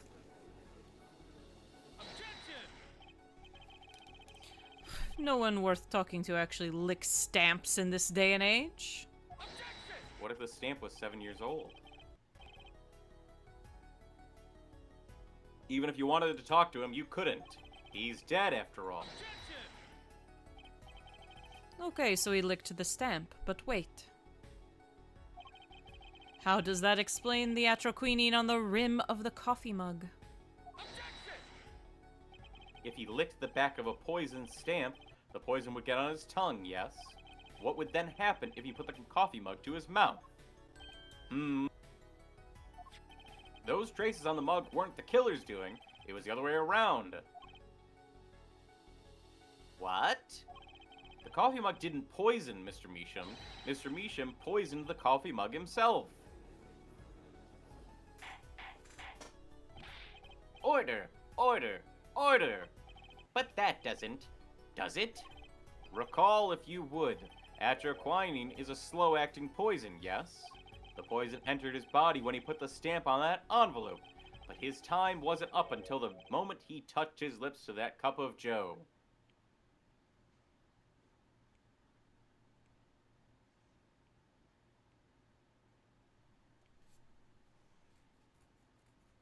Hate this guy. You have something to add, Mr. Brushel? Uh-oh, his nose is picking up another scent. As I mentioned earlier, as I believe I mentioned earlier,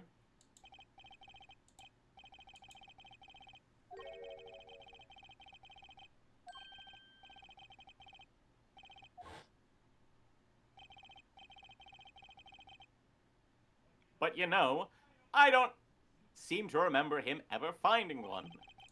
Maybe he'd just run out. Incidentally, we searched the desk drawer at the scene of the crime. There were no stamps. Not a single one. That does pose a problem. How will you prove that the stamp was coated with poison? Actually, I'm glad no other stamps were found. It makes proving the stamp he used was poison possible. Good show, good show. You can't even prove there was a stamp at the scene in the first place. Well, let's hear what the defense has to say anyway. Where's your evidence that proves the existence of this poisoned stamp? The frame. There you go.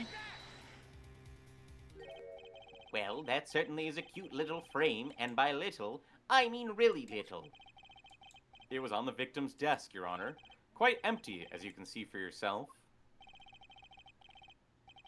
I noticed that too during my inspection. So what?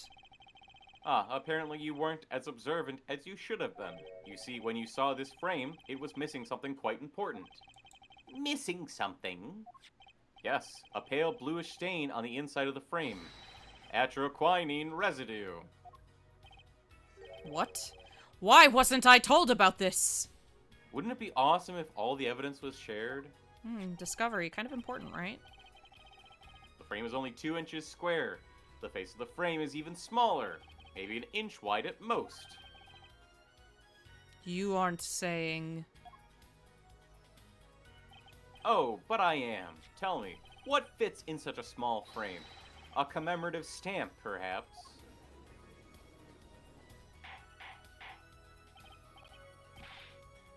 Order! Order! Order! The poison stamp was in this frame. Impossible. Prosecutor Gavin. Why would he put something like that on his desk? Don't tell me he had it there so he could commit suicide if the mood struck. You know, can I say something? I had a thought, see? What, Mr. Brushel? And please stop jittering around like that. The victim was a forger, right? There's a lot of money in that line of work. Forgers forges friends, makes enemies too. End quote. So the poison stamp might have been a murder weapon aimed at him. With the air guitar. Oh, rich. That's rich. Leave the ridiculous flights of fancy to the Gaviner's song lyrics, please. Finally, something we agree on. The stamp was a murder weapon? Nonsense. Murder is a simple business. Who would go to such lengths? No one. Oh, I disagree. Come again? Recall, if you would, the victim's reclusive lifestyle. Drew Misham hid from the world. He avoided meetings. His only contact with the outside world was the mail. The mail? Now, if you wanted to kill someone you couldn't meet, but you knew red letters, a stamp would be the perfect weapon. Ridiculous. Where's your proof? Show us evidence that this poison stamp was sent to him as a murder weapon. You might not have evidence, per se, but things are finally starting to come together. What is this, Apollo? Your fists are trembling. I think I know what happened. I don't believe it, but I can see it. I think I know how Mr. Measham was killed. Well, fill us in, Mr. Justice. A certain piece of evidence points to the truth, Your Honor. I can show you how someone with the intent to kill sent Mr. Measham the stamp of death. Isn't this the envelope, the one from 7 years ago? Think about the text of the letter again. There were 2 pages in the envelope. This is page 1. And this is page 2. I want to draw your attention to one phrase in particular. Send in the enclosed envelope with the enclosed stamp within 3 days. The enclosed stamp, Your Honor. Ah! In other words, if I have this straight, the stamp, the poison, on the stamp, lick, lick, gasp. End quote. Bad quote. Now, what if he had done exactly as the letter asked? He would sign the document, put it in the envelope, and put the stamp on it, right?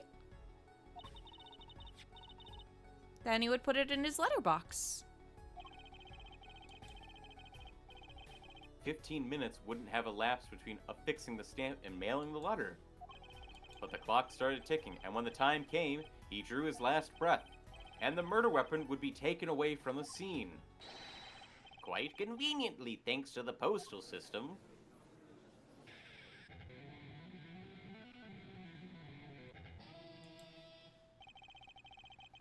Such a splendid imagination you have, Herr Forehead.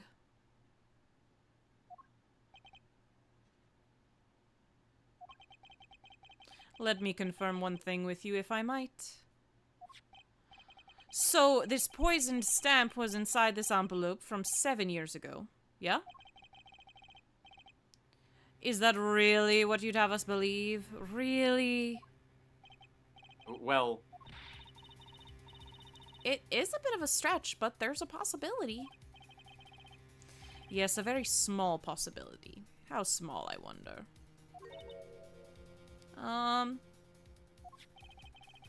A poisoned stamp in this envelope. A stamp that then became a murder weapon. And how do you intend to prove this seeming coincidence? Well? it was 7 years ago, and we don't even know who sent that letter. And your answer is silence. I see, very well. I move to... Oh, this is probably, his brother? Yeah. It's not nice to pick on the Fraulein, Clavier. Emma! Well, like my Christoph Gavin impression. Did I sound like him? Don't quit your day job. Don't you have a crime scene to be looking after, Fraulein Detective? Someone had to come dig you out of the mess you're making of this case. Mess? You know, none of this would have happened if you just trusted in science a little more. You can find out if that stamp was in that envelope easy. Care to explain yourself, Fraulein Detective? Glare at me all you want, but science is on my side. It's all in the residue, right? That's right! The poison detection spray. Produce the red envelope at once. You can open it on the authority of the court.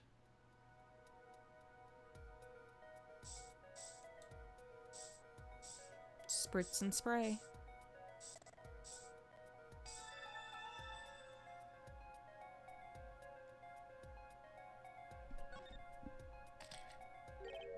Well, would you look at that?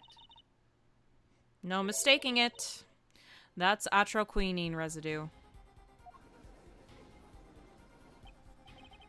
I don't believe it. A murder weapon from the past. Now, 7 years later, it bears its fangs at last.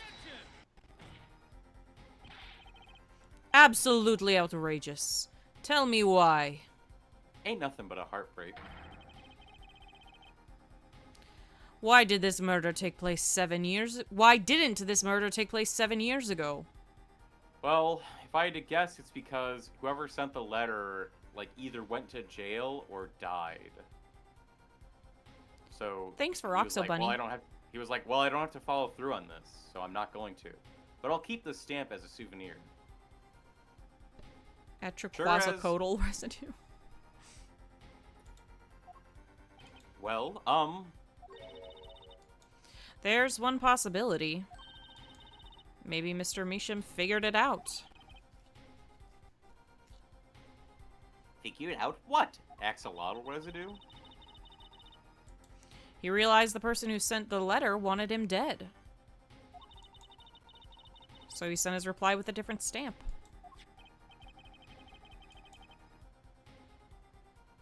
And put his decisive evidence in a frame.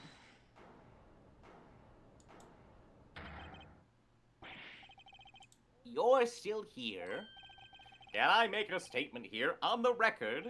I, Spark Razortooth Brushel, claim this scoop as mine. Drew Measham killed in cold blood. By sender of 7-year-old letter. End quote. No, maybe something more succinct. Star falls after 7-year delay. End quote. You won't believe. Man, Order. actor joins Order. humor. Order. I see no room for further argument here, though I admit this is all coming as quite a shock. To think that the murder weapon reached his mouth after 7 years. Stamp is ticket straight to afterlife. End quote. You know who the letter is gonna be from? You know who I think the letter is gonna be from? I think the letter is gonna be from Phoenix. Really? Because they're talking about forged evidence from 7 years ago. Uh-oh. I think the witness is a bad influence on our judge. Actually, you know what the one thing that kind of throws a wrench in that? The $100,000. Yeah, this guy don't have $100,000. I see no need for further debate on this matter. The sender of that letter 7 years ago could hardly have been our defendant. Apollo. I think we just won. Very well. This court finds the defendant.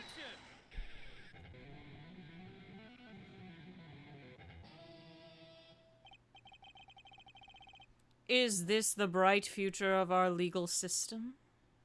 Okay, Otto, it's not that Phoenix Wright would be considered a murderer. I'm just thinking about it from the perspective of like, look, we've proven that this was the murder weapon.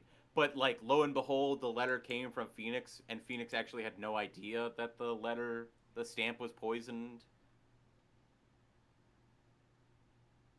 Like, do you remember the case with, Mask Star to Mask? We spent the first half of the trial proving that our client was somewhere else, but then by proving they were somewhere else, we actually proved that they were at the scene of a different crime.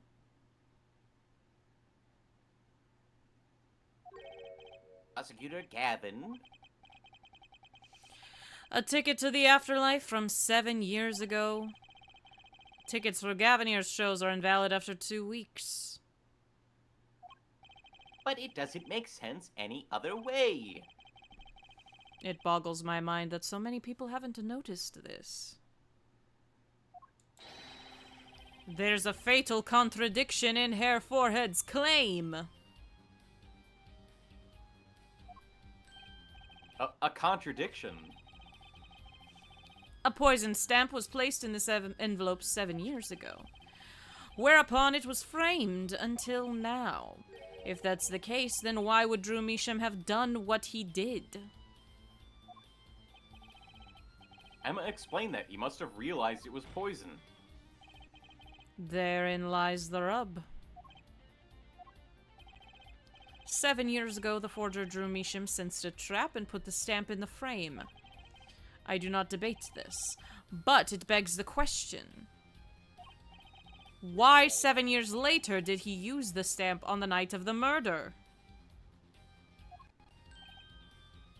Is this really a question? I mean, I feel like we've honed in on the wrong thing, that he knew it was poisoned, but like, he could have just as easily forgotten that it was poisoned. Surely you don't mean to suggest Mr. Measham simply forgot?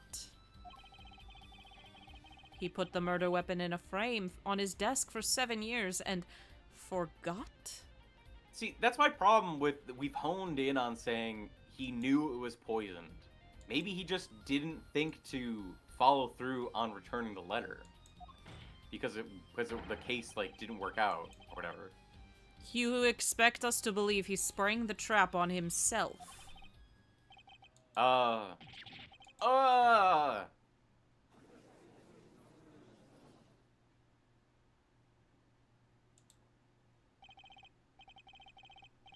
Well, I admit, this is all quite shocking myself. It does seem highly unlikely that he would fall afoul of a trap that had been sitting on his desk for 7 years. Apollo?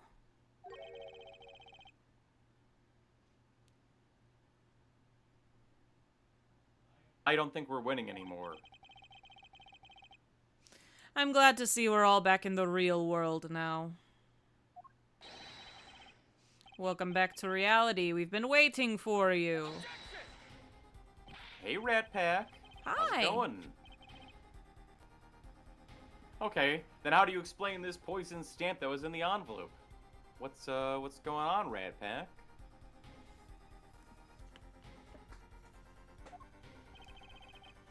The poisoned stamp?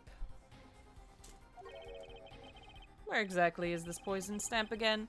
Have you brought it to court for us? I see no proof that such a thing ever existed.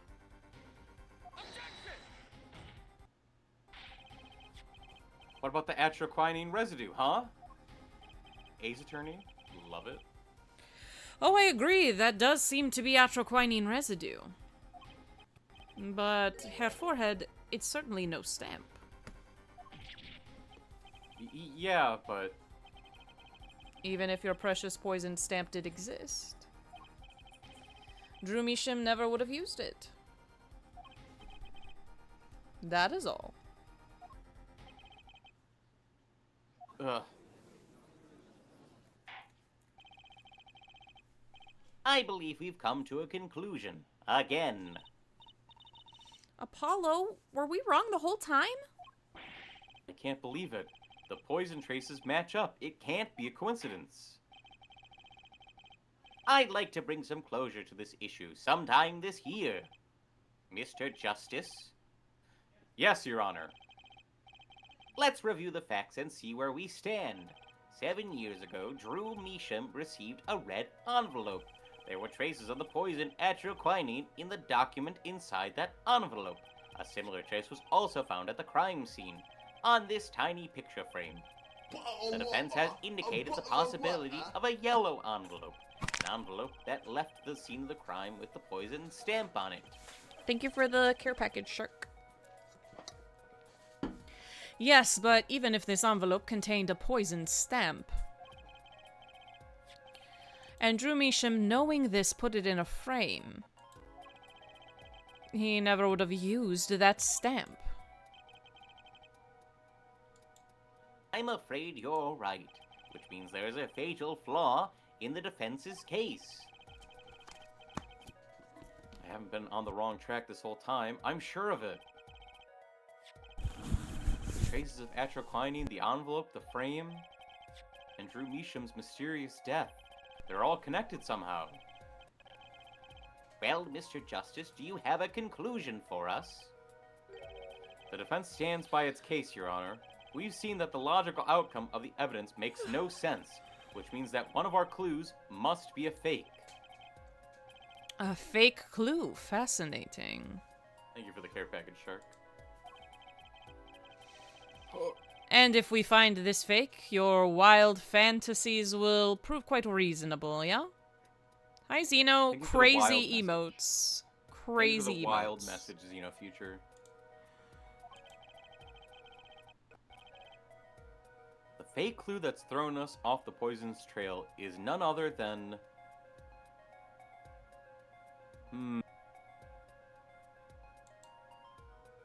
What?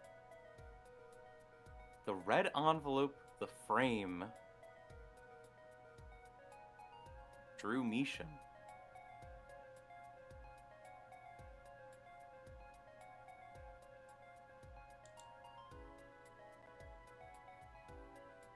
Are they implying that Drew wasn't really the forger?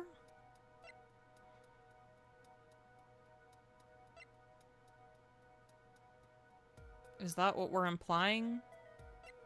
With...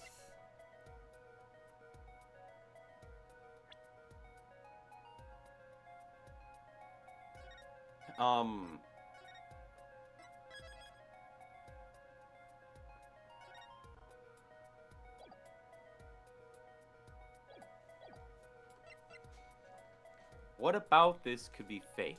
The frame didn't really have the stamp in it? We're just making an assumption that the stamp was there? What about Drew would be fake? That he's not really the forger, it's Vera.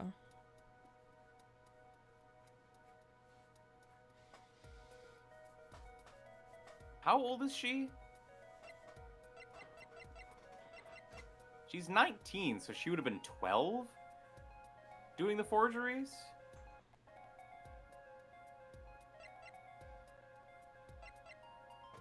I mean, I guess it's not impossible.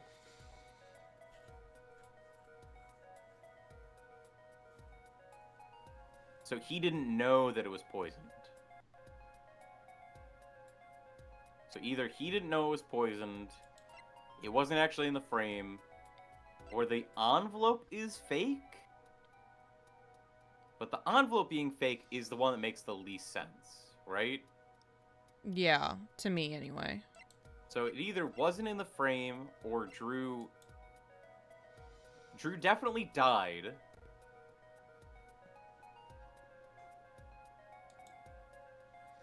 You're saying that the fake element here is that he wasn't a forger. Okay. I feel like the frame makes less sense because why was the residue there? You know, in such a clean line too. It wasn't like a thumbprint. Yeah. The victim was a fake clue? I'm afraid I don't understand. I'll explain. We have an envelope, a frame, and a mug linked by poison. That all makes sense. What doesn't make sense is the victim himself. Congratulations, you've completely lost me. So the fake evidence is none other than the master of fake himself, the forger? It makes a good story, I'll give you that. The fake clue. Fakes. Forgeries. Ah. I know that face. That's the I just had an idea face.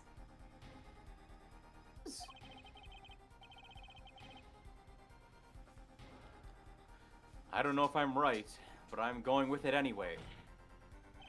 What if our forger is the fake?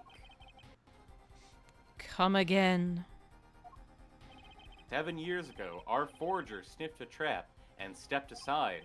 7 years passed. Now the forger stumbles into that very same trap and dies. Why? That's what I want to know. Who's on first? Because the forger who was killed was a fake. Here we are again. The victim was a fake? One forger smelled the trap. One forger fell into the trap. That's 2 forgers, and one of them was a fake. Order! Order! Order! So you are telling us that Drew Misham, the victim, was a fake. Well, if he was a fake, who was the real forger?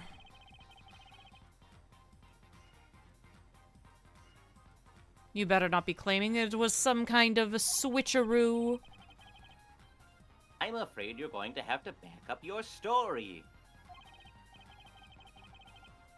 Mr. Justice, show us just who the real Drew Misham was. If Drew Misham wasn't the real forger, there's only one other person it could have been. Understood, Your Honor. Forger Drew Misham himself was himself a forgery. The real forger was, I guess, Vera. It wouldn't really make sense for it to be Spark. Right? No. No. And Valent and Flavier.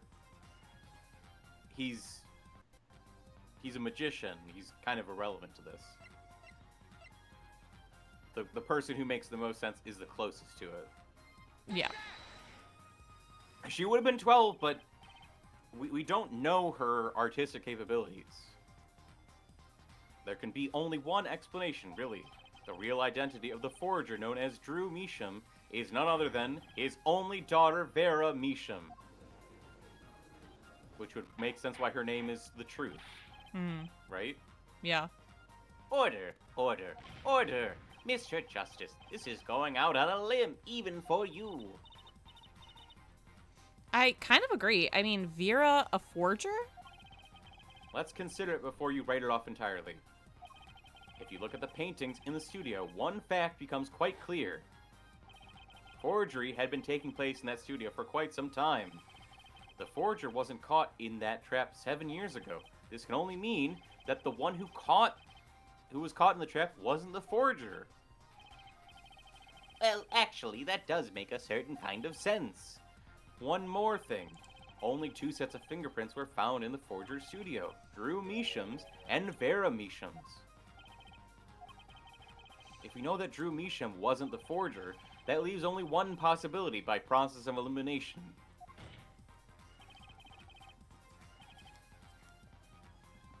What if the real forge is your? Huh? Forger? What?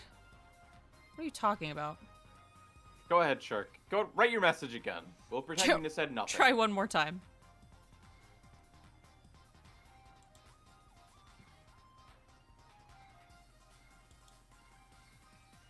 Take your time.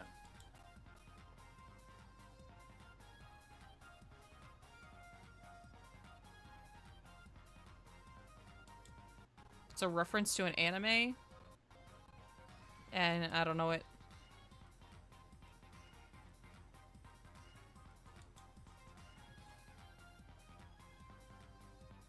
Just think about that one tweet that's like, hey, Wendy's, I have a question. And then Wendy's responds, and they're like, yeah, what's up? I for Jor. I think actually it was Walmart. A forger. What if the real forger is your? I still don't get it, but I'm glad you got the thought out this time. What if the real forger was the friends we made along the way?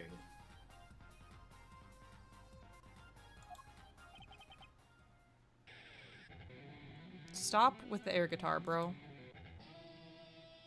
It's cringe. Fascinating. Your forger is one of the lead characters from Spy Family? Oh, okay.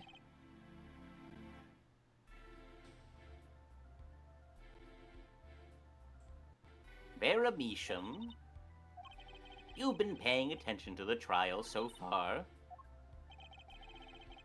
Let's just ask her and be done with it, shall we?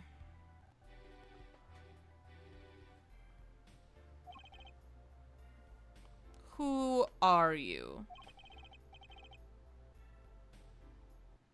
Who is the forger Drew Measham?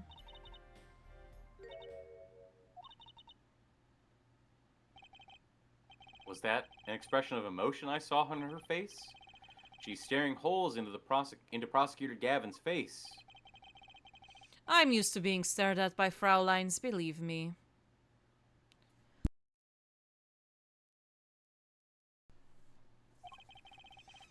Though they usually talk to me, too.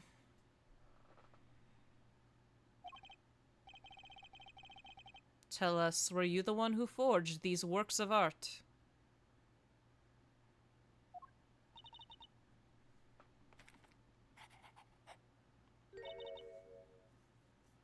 Yes. So the forger, Drew Measham, was you. Yes, it was me. What is that picture supposed to be? I don't Is that a crying know. face? Is that a crying face?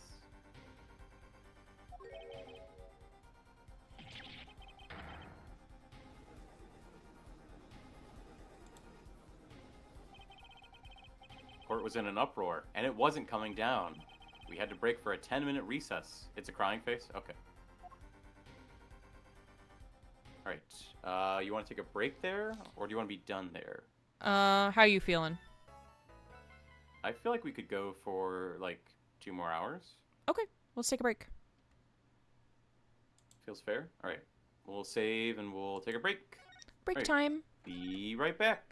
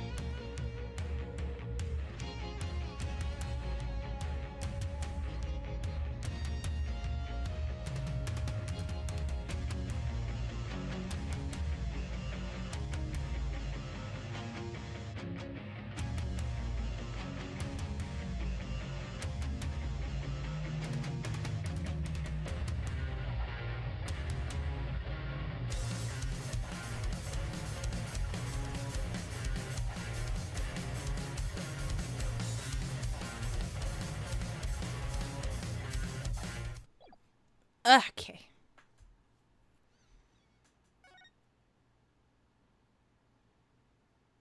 Silence munchin'. Silence crunching. Some watermelon. Okay. So where exactly does this leave us, Apollo? Well, the Drew Measham who was killed wasn't Drew Measham the forger, basically. Huh? Well, then who was he? Well, he was actually doing her nails. So you really made those forgeries? At age 12? I was born without a face. Yes. For father. I know it was wrong. Could you tell us how it happened?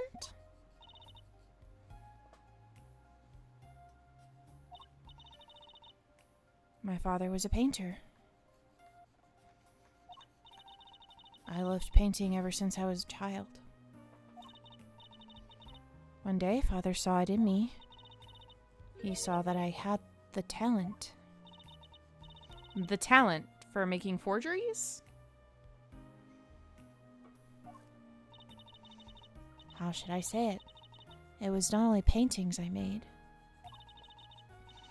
Give the materials, I could make anything.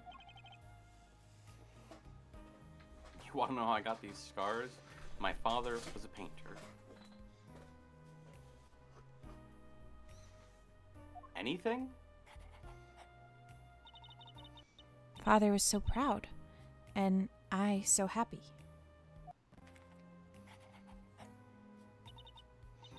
But in the end, I was making those. Forgeries. I never had a good constitution, nor personality. In the cadence of Repo, forgeries. The genetic opera. I know very little of the world outside my door. Now, because of me, father is... Do you know about this red envelope? I remember that envelope. It was some time ago. So you were already you were already creating your works back then? I started when I was only 12 years old.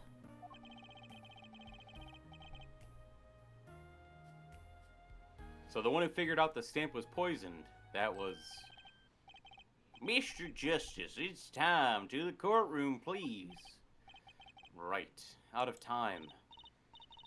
Wait, Vera, just one more thing, please. Those 3 paintings in the studio.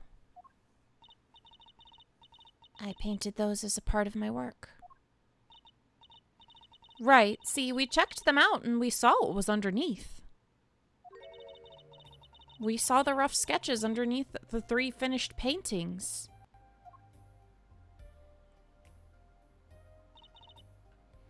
I see. Mr. Justice? Yes?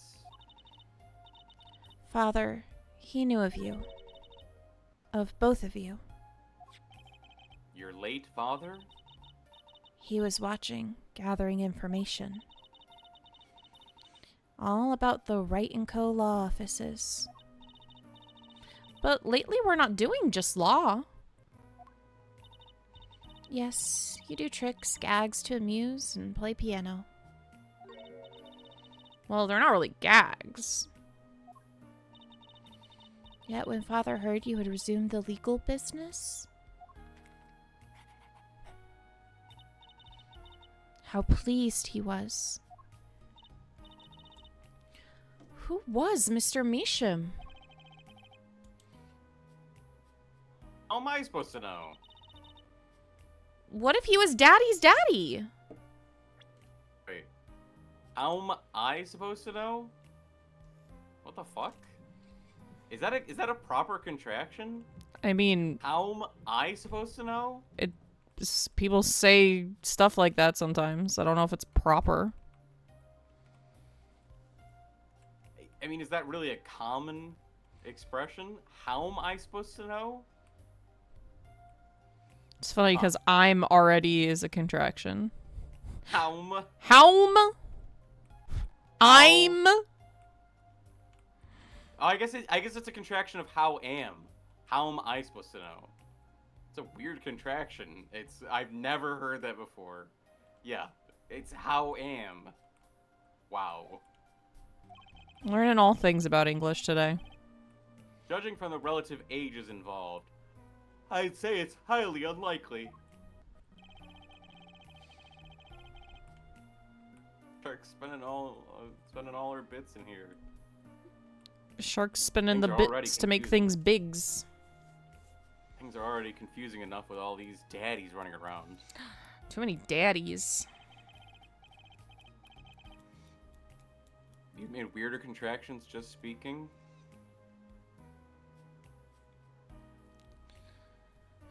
We know that the victim's daughter, Vera, was the forger. Like what? Like what, Otto? What does this mean for the case? Guess we're about to find out. Find out next time on Apollo Justice. Find out this time. Find out this time.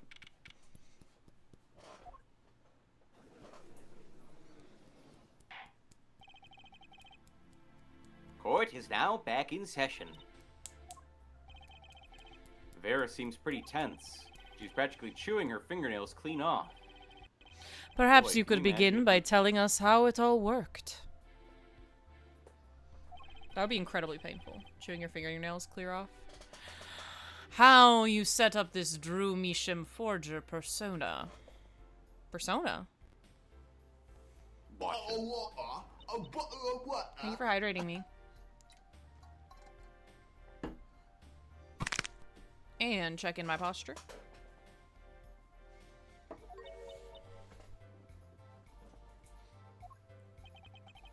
There's that stare again. She's drilling more holes into his head. I know it's hard for you, but hey, he's a handsome guy. What's hard? Don't say it like that. Don't say it like that, Apollo. Very well, miss, if you would. Did you really make these detestable forgeries? Perhaps you'd rather answer my question. Were you the one who painted that painting? The remarkably similar one. Yes.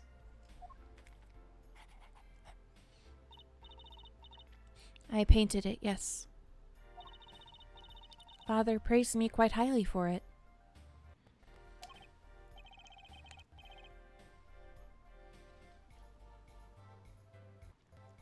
So, she was the one who made the forgeries. Yet she did not wish to reveal the truth of their operation. So the victim was a stand-in, a decoy. To the world at large, he was the forger, not her. I've done a bad thing. I have, haven't I? Regardless, we need a little more information. I have a question.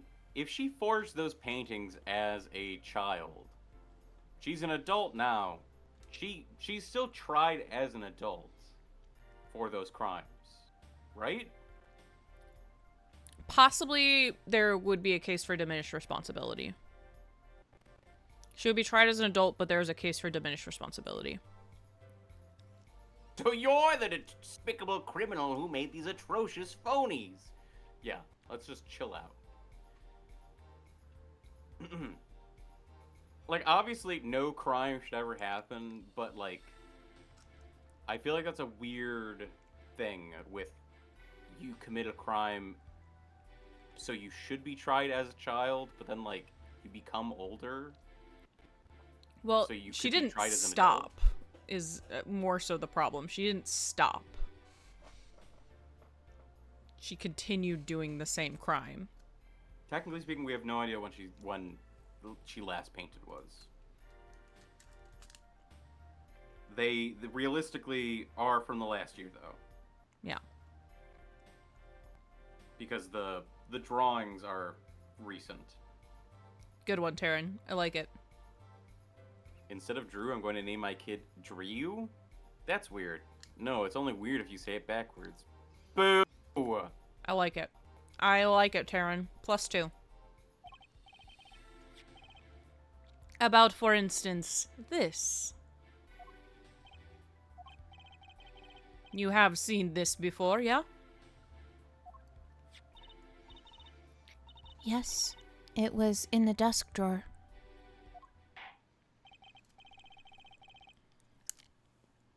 Very well, you may proceed with your testimony.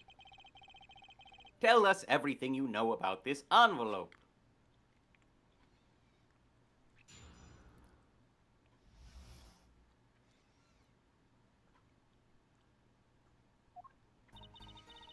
I created things and Father sold them.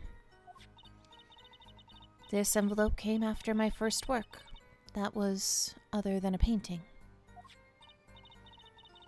Father handled the deal, all of it.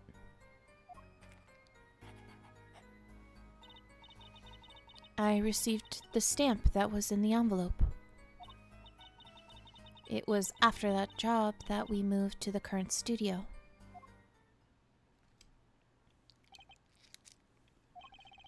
There certainly was much of a great interest in your testimony. Not that the witness realizes it.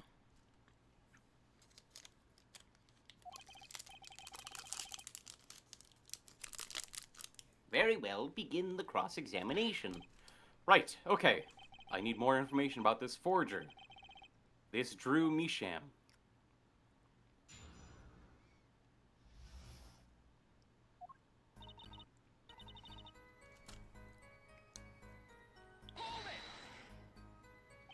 So, these things you were making, you mean paintings identical to other paintings, right? The closer they were, the happier Father was. Hi, Blaze. How's it going, Blaze? I was happy too. Still, you're quite young now. When did you begin this work? My first painting sold when I was 12.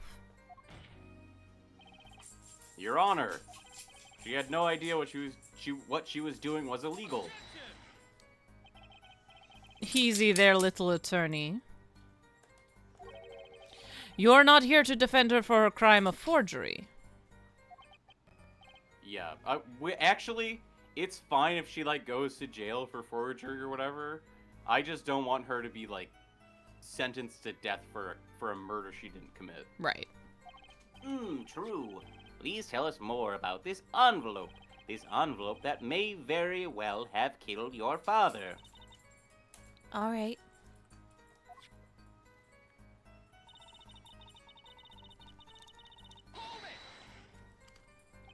By other than painting, you mean you'd only done paintings up to that point? Yes. But Father had a realization. He noticed my talent extended to making things other than paintings. For instance? For instance, a letter someone had written. Or a fingerprint left upon a cup. Or a signature on a document, a seal upon a letter. Holy shit. She can put a finger... The signature and the seal on a letter, that's all, like... Yeah. The fingerprint? Holy That's moly. crazy. That's a superpower. None of this makes her sound very innocent at all. And the $100,000 promised in this letter was the start. The beginning of a new industry for Drew Misham. A new industry? The creation of items to be used in criminal proceedings. Forging evidence, in other words.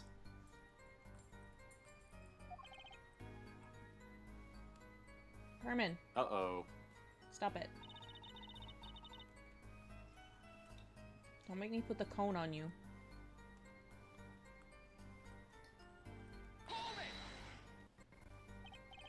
So you didn't know how the things you were making were being used? Look, Dad, I can recreate a fingerprint. That's terrifying. I enjoy painting very much. I think I understand. The Fraulein has lived in an unusual little world.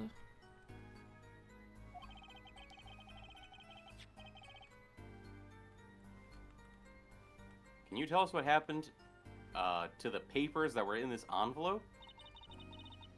Father signed them and sent them back, I believe. Did he follow the instructions? Send in the enclosed envelope with the enclosed stamp? This is a rather important matter. Give your answer some thought.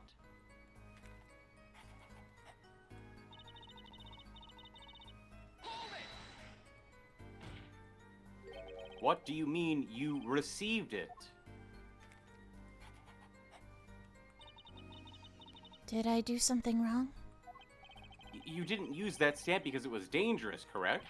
Deadly poison on the back. Atroquinine. A moment, Herr Forehead. You can't force an answer upon the witness. Now then, perhaps you would tell me, Fraulein Vera? Why did you receive this stamp? Is something wrong? It was beautiful. Ah, you mean it was one of those commemorative stamps? Yes, I think it was. So you didn't know about the poison? See, we just made an assumption that they knew about the poison. I guess not. So the trap failed by chance, by mistake. Thanks to this commemorative stamp. Quite the close call.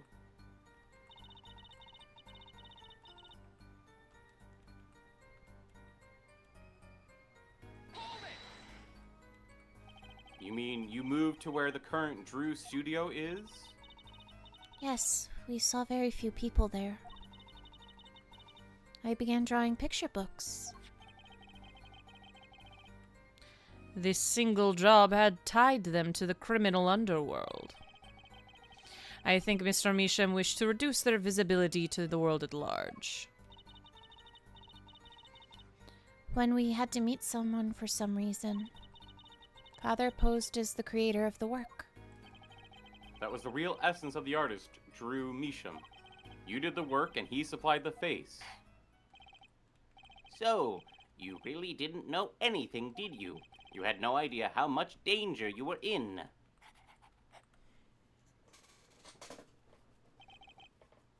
Apparently not. How about this commemorative stamp?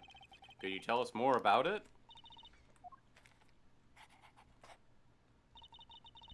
It was very pretty, and more than that, Yes? it was a picture of people I liked at the time. This is something new.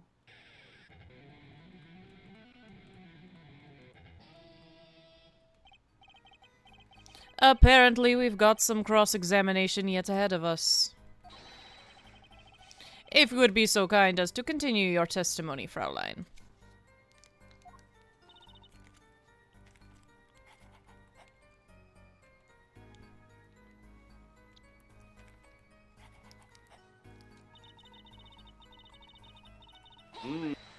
Stamp was my favorite magicians. Magicians? I love mysterious things. I always have. Even though she fainted when she saw Mr. Hat.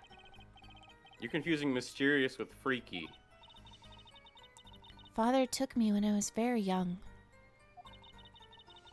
It was a great magic show. I loved it so much. See? See? Isn't magic great? Fine, great, yeah, sure. No need to get all excited. But the magic troupe we saw disbanded soon after. I was quite sad. Did she just say what I think she said? Magic troupe? Now, where have I heard that before? The red envelope came after she'd completed her first job. That makes it a letter from her client. Whoever wanted a forgery made. When I was a young girl, my father took me to see some magic. What a coincidence. Apollo. We're close. We just have to piece together the parts. A deadly weapon in a red envelope, and the path it took to take Drew Meesham's life.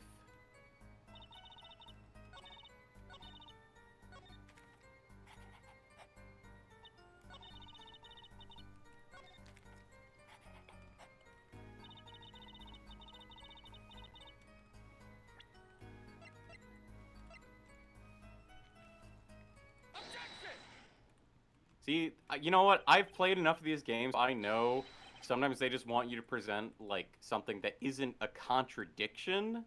They're just like, present the related thing. Right. And I don't like when it does this. Like, we're objecting. How are we objecting here? This isn't an We said objection. Objection. They're not your favorite magicians. They're magicians. What do you want me to say? Thank you for the care package, Shark. Thank you, Sharky. Shark takes care of us. Those magicians you liked. Was it this bunch?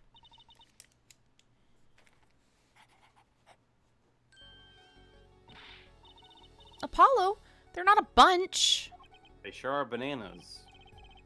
I see. Still, I have to wonder, why include a commemorative stamp like that in a business letter? Good question. Hearing you say that after the spine crack is funny. It straightened me up. You straightened my spine out. Well, pretty stamps are always better, and you can't beat the Troop Grammary. But the whole murder plan was a failure because of it. Ironic, don't you think, Prosecutor Gavin? A little too ironic. Prosecutor Gavin? Grammary. Gotta have my graham crackers. Today is Monday. It's not. It's Sunday. Which means Gandalf gets to lick a graham cracker. Which means Gavin gets to lick a graham cracker. It is his favorite activity. What's with Gavin? Might I ask just one question of this witness? In your testimony just now, you stated this was your first work that was other than a painting. Please tell me, what exactly did you make? Can I ask why? No, answer the question.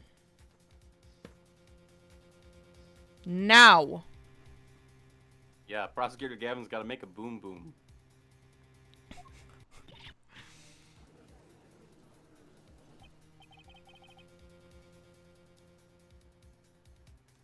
Prosecutor Gavin? You're usually not the one who volumes concerns me. Yes, it is unbecoming of me. I apologize. Gwam quacker quest. The Wham Quacker Quest. But I must know. Please, Miss Meesham, tell me.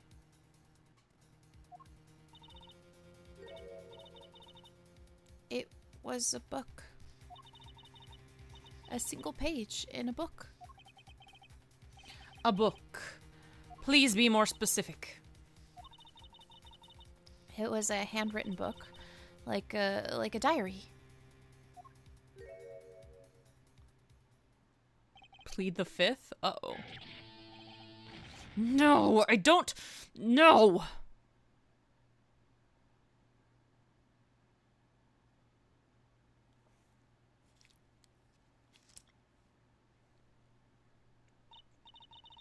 What's wrong with Prosecutor Gavin?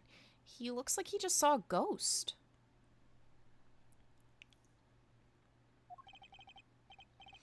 Miss Meesham, this book...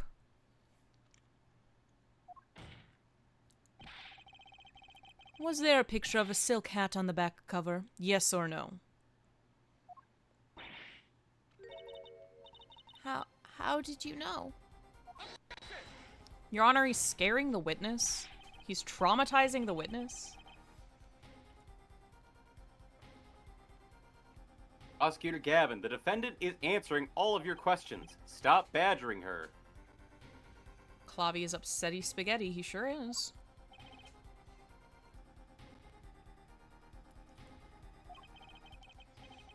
He's told you nothing, has he? Your soiled, sullied mentor, nothing.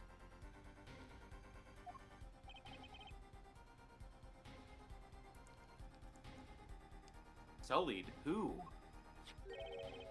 Phoenix Wright. Who else?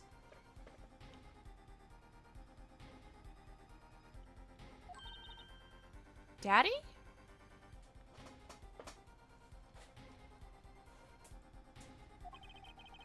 He never told you about the trial 7 years ago.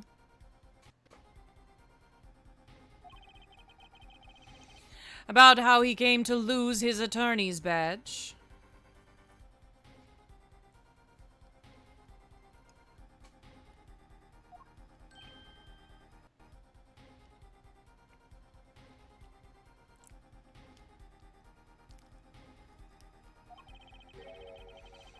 It was a certain piece of evidence that decided his fate, you know.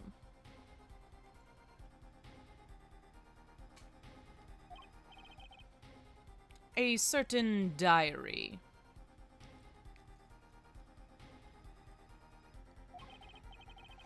On the back it bore the mark of a silk hat.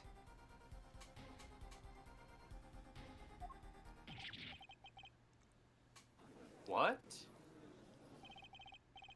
Phoenix Wright tossed out of the profession by false evidence, and the forger who made that evidence. Is this girl standing right in front of me? Vera, you must tell us. The evidence you made was used in trial 7 years ago. Who asked Drew Measham, you, to forge that evidence? For all of our sakes, who was it?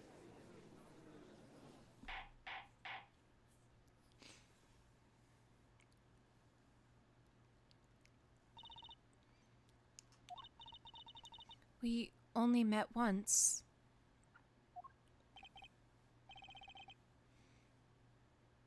You met the client?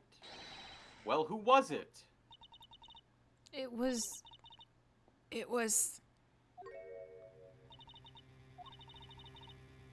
What's going on with Vera? She's staring at Prosecutor Gavin's face again. Yes, what? Is there something about me?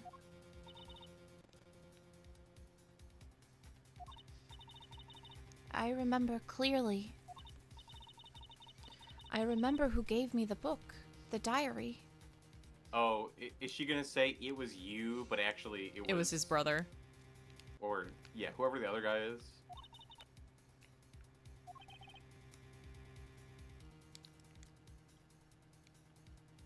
Who was it?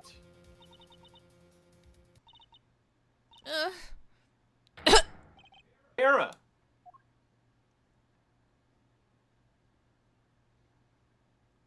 Oh no.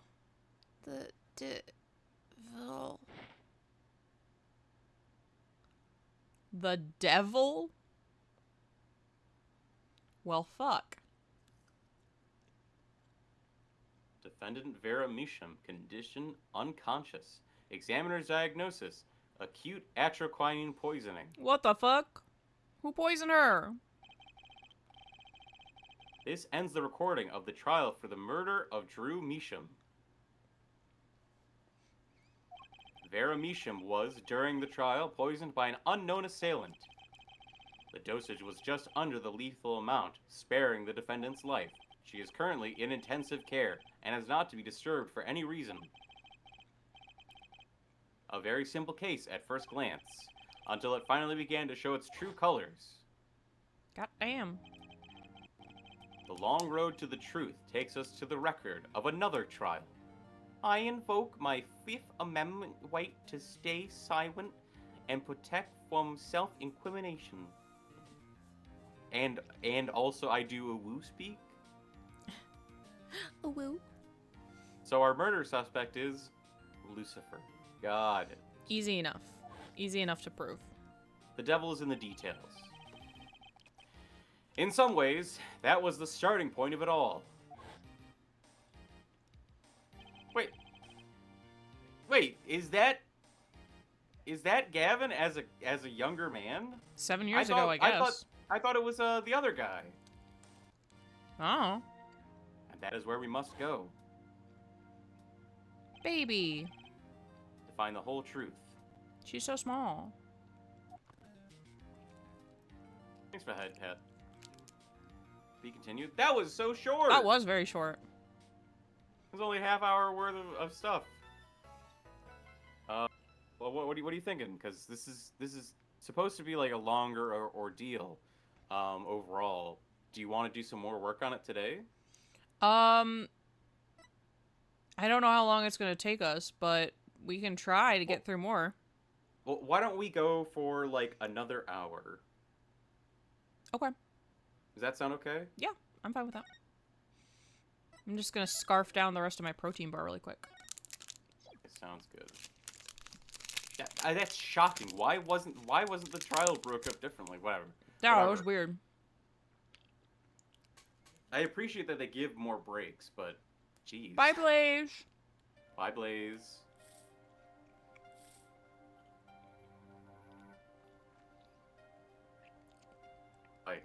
I lost.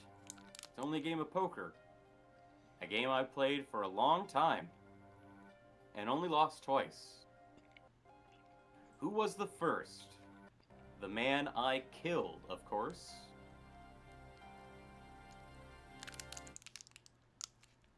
Well, it seems I found the partner I've been looking for all along. Over a game of cards? Why, yes, over a game of cards.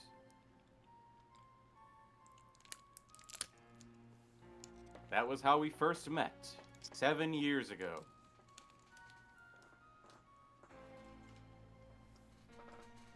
"7 years earlier, Phoenix Wright's final trial." Hi, Pumpkin. Pop, pop, pop, pop, pop. Pop, pop, pop, pop, pop, pop, pop. Hi, Punky.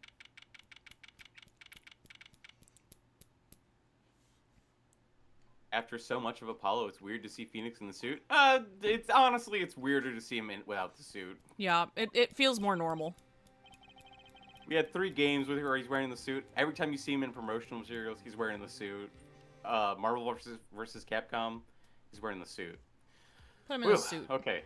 It's been a long time since I felt like such a rookie. Gotta try and relax. Good morning, Mr. Enigmar.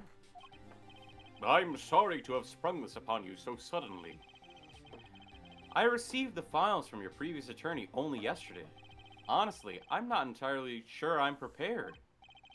I understand. I am asking the impossible of you. Yes, well, you haven't really told me what happened yet. All we did was play cards. And that was enough. Actually, it wasn't. Trust me. Oh, morning, Daddy.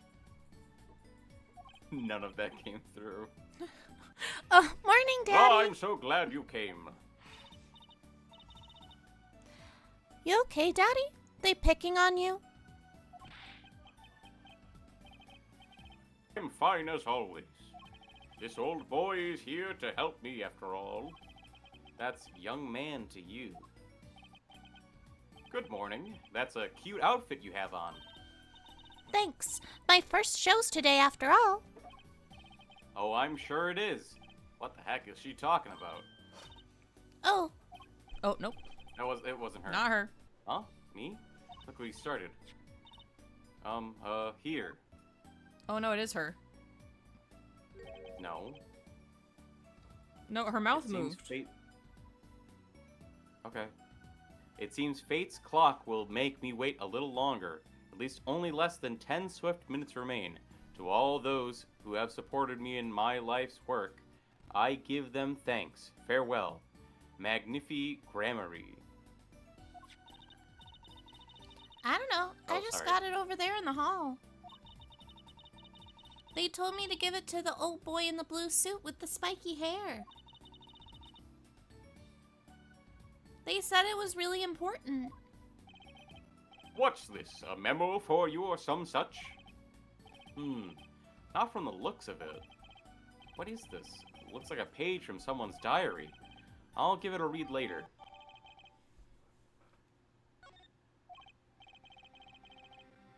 Well, how do you feel about the trial today?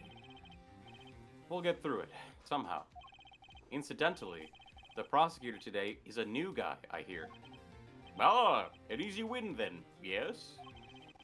They're calling him a true thoroughbred in the history of the prosecutor's office.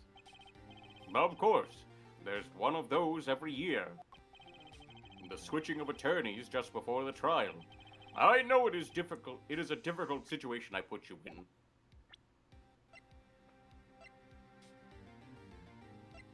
What on earth?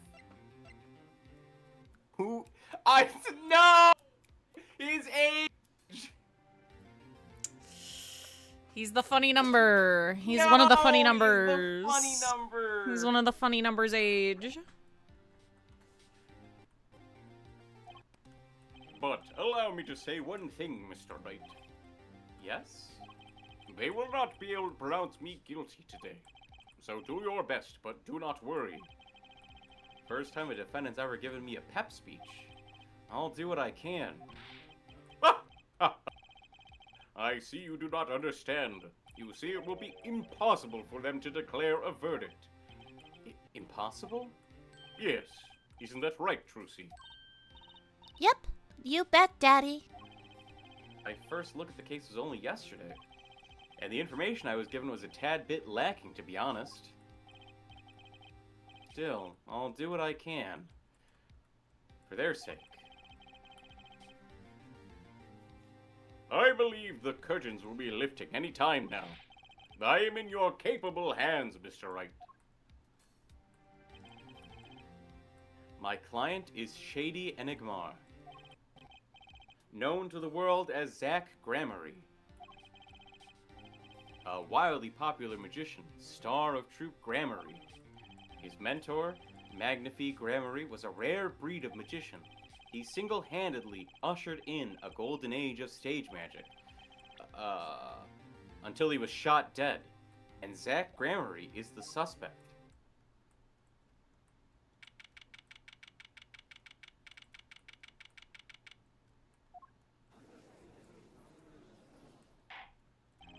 Hey, wait a minute. We're on the right. The Whatever, Phoenix whatever, right. Whatever.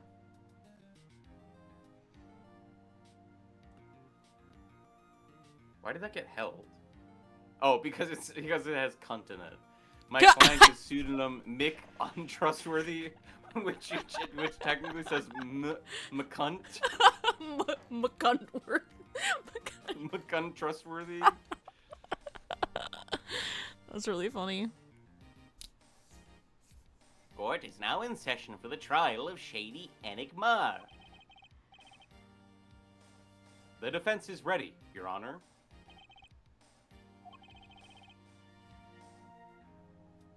Is the prosecution ready? I was just thinking, is this what all the fuss is about? A bit of a buzzkill, really.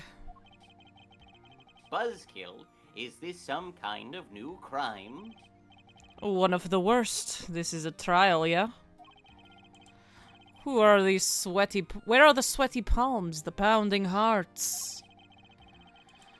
A Gaviner's concert got 10 times the thrill this gig's got. I've never gotten a "Are you sure?" before. I've never gotten an "Are you sure?"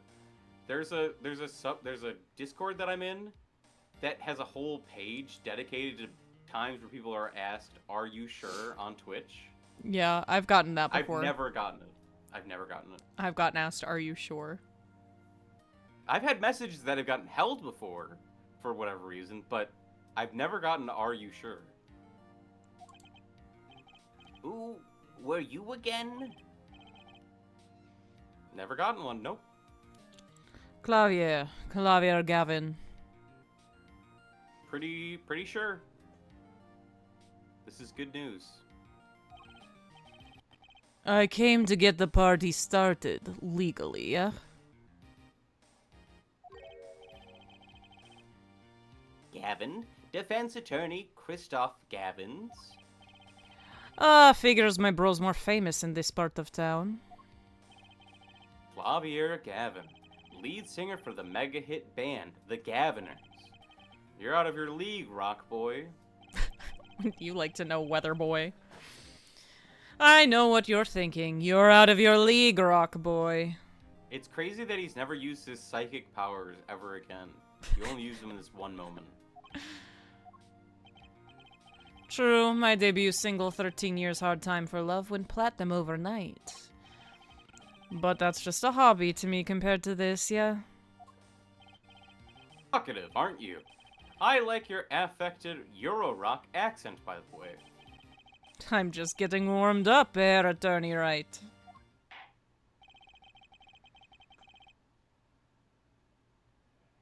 You would be so kind as to fill us in on the case. Achtung, baby, time to call on the opening act. What was his name again? Ah, yes, Detective Gumshoe. Hit it! Yay! Yay! We've missed you.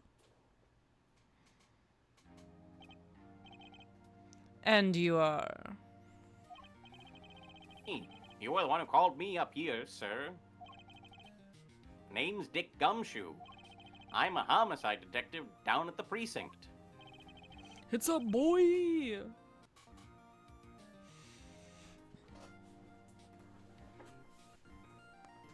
Detective Gumshoe, long time no see.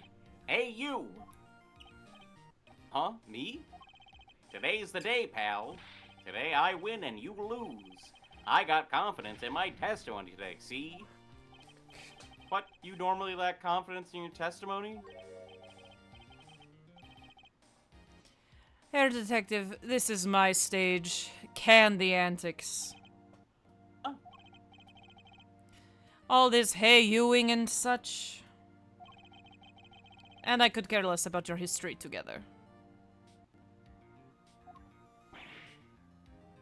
Gumshoe's last chronological appearance? 11 days after the end of Investigations 2? That's the other Edgeworth game, right?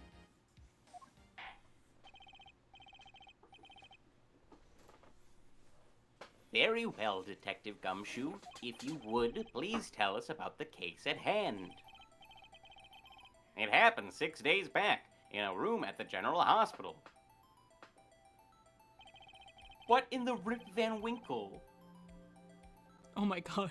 The facts are as simple as they come. Here's the crime scene. The facts are as simple as they come. Here's a man with a hole in his head. He's sitting next to a clown statue with a hole in its head. He's got an IV drip bag that's not attached to him. There's a gun, a syringe. Well, what do you mean they're as simple as they come? He's got like a million things here. The hole in his head is also not bleeding.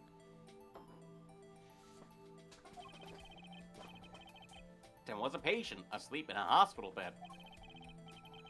The killer comes in, puts a pistol to his forehead, and bam, lights out.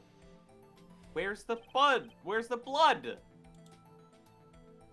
Them's the facts. Not so long ago, the victim, Magnify Grammary, was a famous man. He had the entire country under his magic spell, as it were. Ah, yes, the great magician. He retired years ago, though. Say the name Magnify to one of my generation, and you'd be lucky to get a blank stare. Yes, though I'm sure the youngsters today know his disciples even better. I dare say Troop Grammary has made quite a name for themselves. Anyhow, the retired Magnify's been in the hospital for the last year. What was it? A mal-ignorant tutor or something? Doing something to his liver, I think? Yeah. A malignant tumor, perhaps? In other words, he had liver cancer. He had only 3 months left to live, in fact.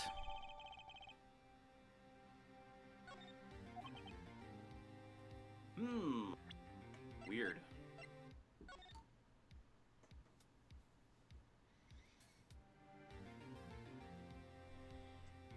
Weird. He was gonna die, so why would someone kill him? The facts do seem simple enough, but something's not right. The victim was already climbing a 3-month stairway to heaven. Why not wait for him to knock, knock, knock on heaven's door? Why shoot him? I wouldn't have put it quite so lyrically, but it's true. Why make the effort to commit murder when the victim was about to die? Incidentally, the victim had a serious case of diabetes. Diabetes? In fact, he was about to shoot up with insulin when he was shot with a pistol. The syringe was found at the crime scene. Chronic diabetes and cancer. As much as it pains me to say it, the victim was clearly at the end of his life.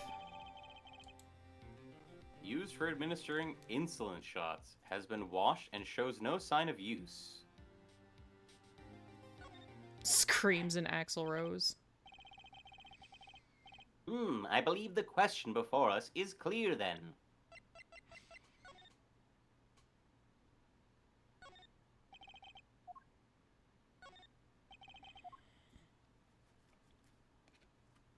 Why can't I examine this if I'm not able to examine it? I always hated getting my shots. I guess Magnify was giving himself the insulin shots. There's no way I could do that. Ugh.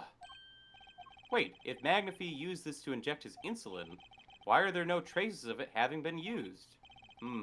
Something to keep in mind. Not so dissimilar as to what happens backstage at Gaviner's concerts. I don't know if Patient's name, Magnify Gramarye. Age Clavier 67. has diabetes. What are you talking about? Malignant tumor in liver has progressed to final stage with no hope of recovery. Patient has 3 months to live. Patient has chronic diabetes, requires regular insulin. This is the forged page. Between 11 and 11:30, cause of death, loss of blood from bullet wound. Note, malignant tumor found in victim's liver. Where's the blood? Is it just like a matter of censorship that, like, they can't show that bloody mess? I guess. Because otherwise it's like he was dead for a long time before that shot happened.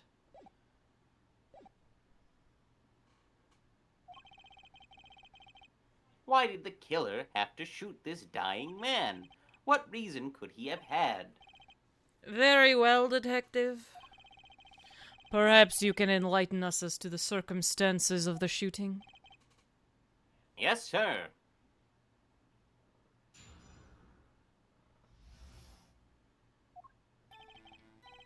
Actually, the victim kind of ordered the defendant to do him in. A few days before it happened, the victim sent a letter ordering his own murder. The defendant did what was asked of him and shot the old man in the forehead.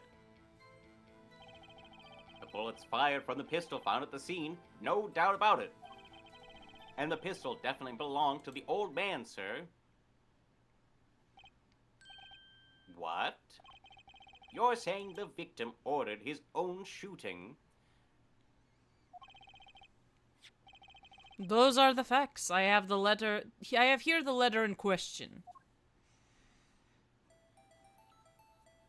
To my beloved student, Zach. Whoa, whoa, whoa.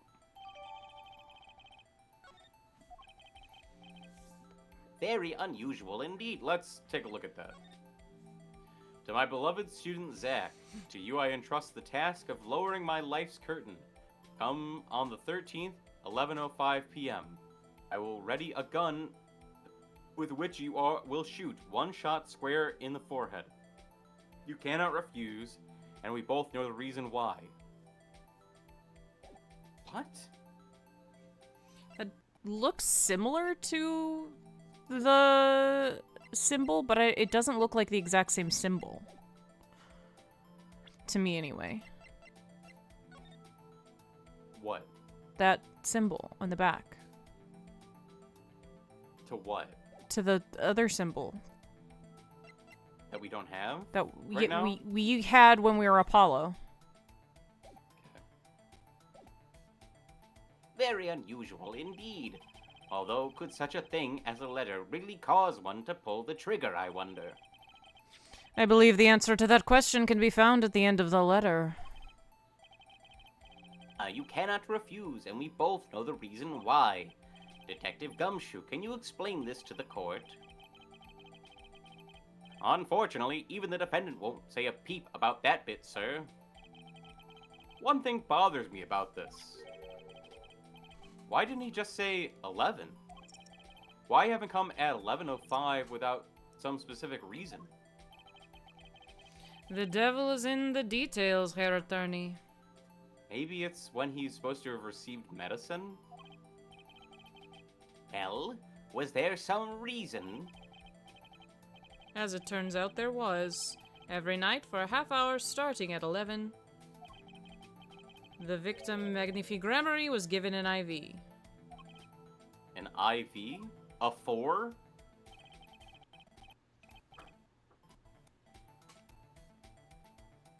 There it is in the picture, off to the side of the bed. Ace Attorney Wiki. Troop Grammary's emblem is the character from the Japanese counterpart of the name Grammary. I mean, it looks cool. That explains my question I had a long time ago of what it meant. Pretty cool.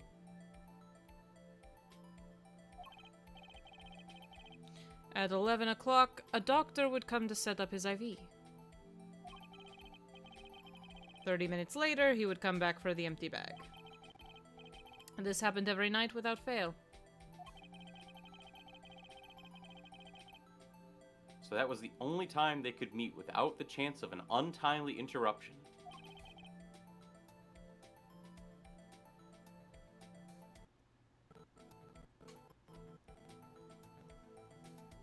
During his IV. Very well. Shall we begin? Mr. Wright, your cross-examination, if you would. What's this reason he couldn't refuse, I wonder? He could have at least mentioned it to me.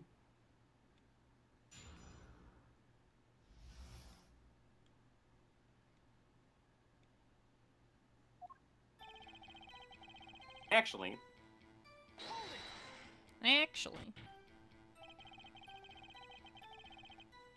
just because he got the letter doesn't mean he went through with it. Oh, I disagree.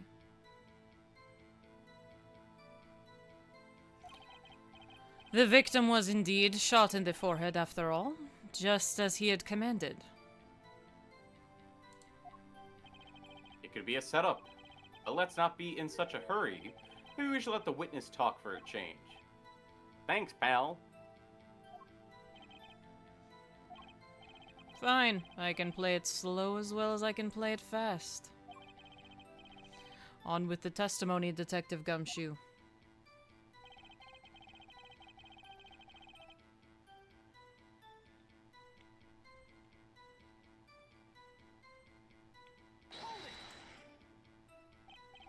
And this letter was sent by the victim?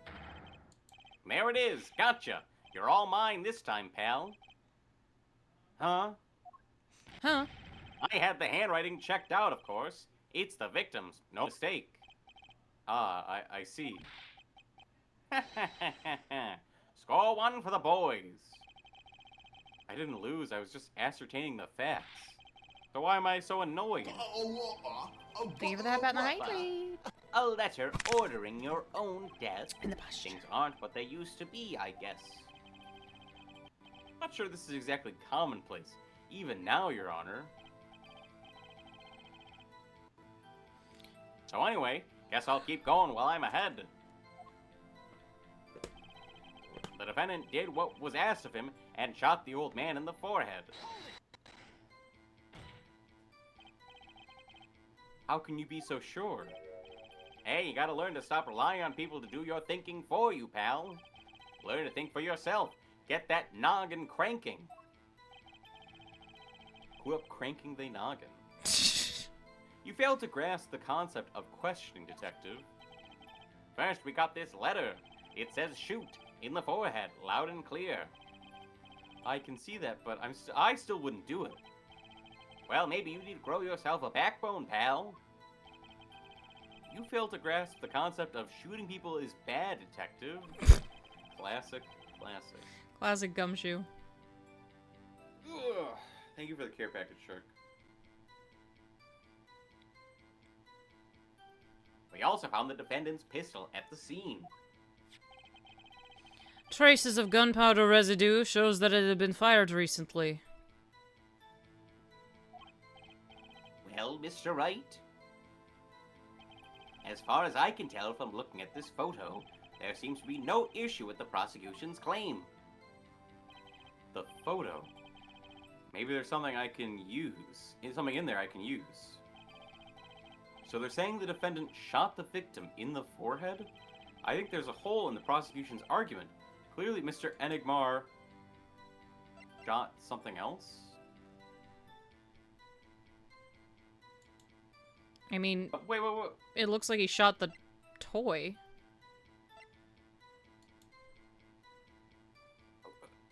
I'm so frustrated. Where's the blood? Looking at this photo, another possibility occurs to me. Yes? What does the letter tell us? That the defendant had a reason he couldn't refuse his teacher's wishes. Bingo, pal. That's why the defendant popped him one in the forehead. Oh? The defense disagrees. You see, the defendant had another choice he could make. What? And you can prove that with this photo? I can prove he had a choice, yes.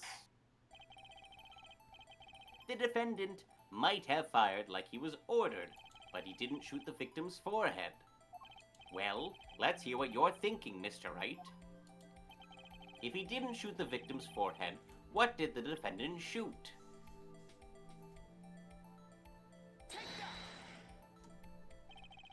The clown doll. Take a closer look. See? It's been shot in the forehead, too. Ah, there's a hole in its forehead. Yes, and a hole in the prosecution's claim. And I suppose you have a reason for why he'd shoot a clown doll. He didn't just shoot the doll. He shot the doll's forehead. His forehead. Ugh.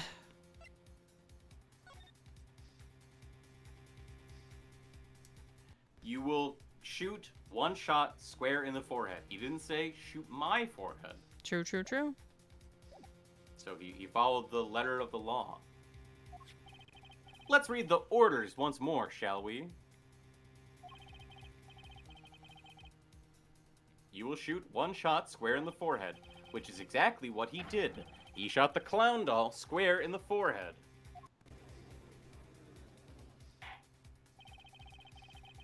The defense has raised an intriguing possibility. That hole in the clown's forehead, it definitely looks like it was shot. Bailiff, send someone to investigate this matter.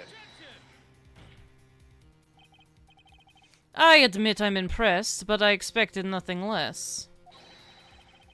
Still, this doesn't mean he didn't shoot the victim.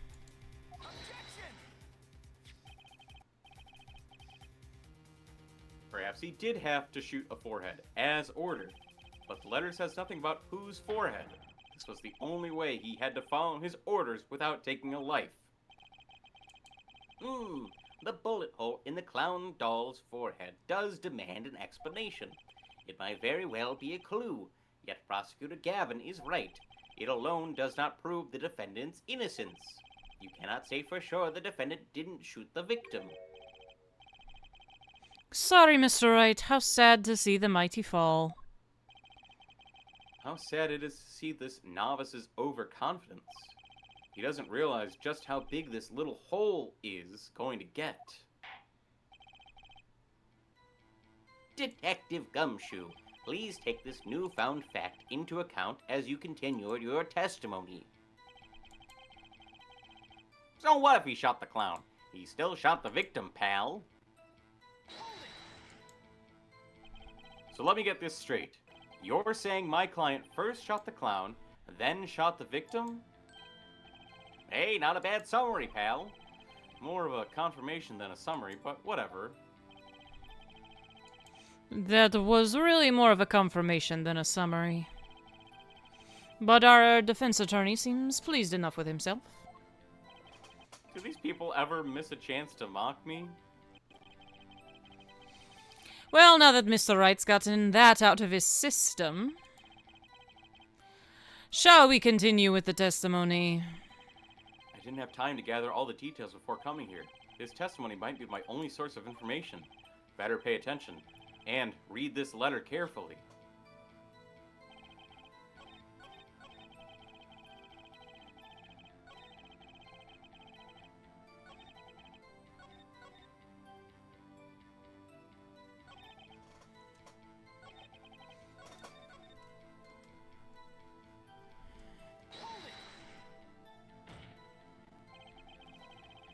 It might have been the clown's forehead he shot. Okay, so he practiced on the doll, then shot him. He practiced in the middle of the hospital? Anyone could have come in at any moment. Yeah, but no one did come, did they, pal?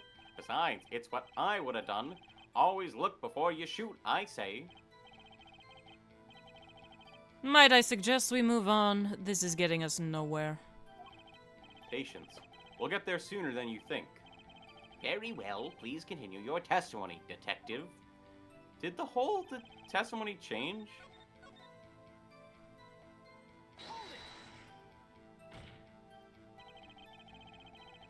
No, we did this one. We did this line. Could be a setup, but let's not be in such a hurry. Maybe we should have the witness talk.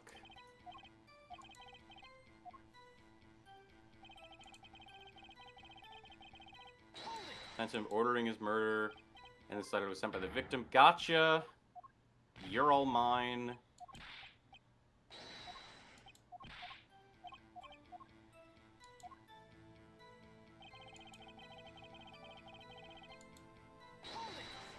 And then I think I just did this one a second ago. Might have been the clown. He practiced on the doll. Great. I think I got messed up when something happened.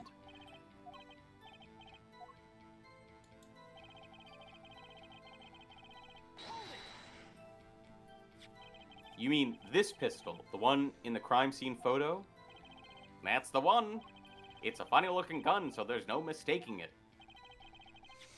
We compared the bullet taken from the victim's skull with the bullet fired from this gun. Hi, Ace. Hi, Ace. The rifling marks on the bullets were a perfect match. So you verified the murder weapon, in other words. You bet we did.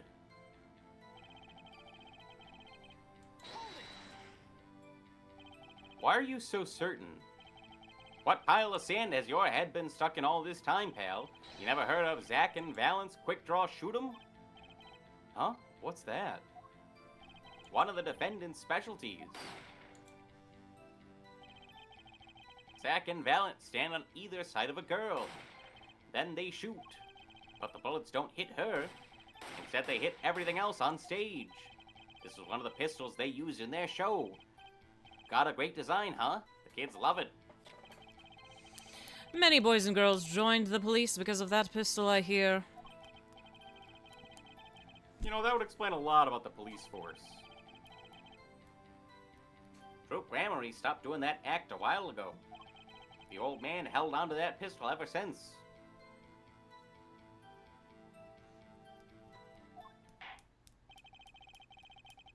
The court would like to see the pistol in question. You got it, sir. Here she is. Oh, this is truly a blast from the past. It's a stage pistol for magic shows, see? But it can fire real bullets.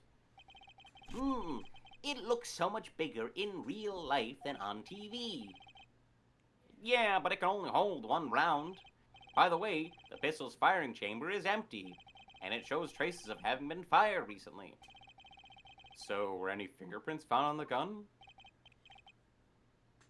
Unfortunately, no.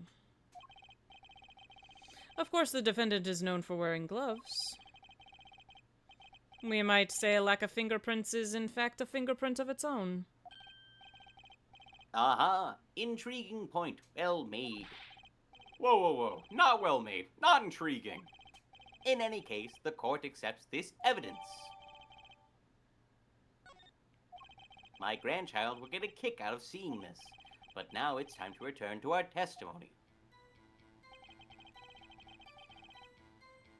So what if he shot the clown? It only has one chamber. So he would have had to reload. Impossible. Can't happen. Is there a comment about don't point that thing at me?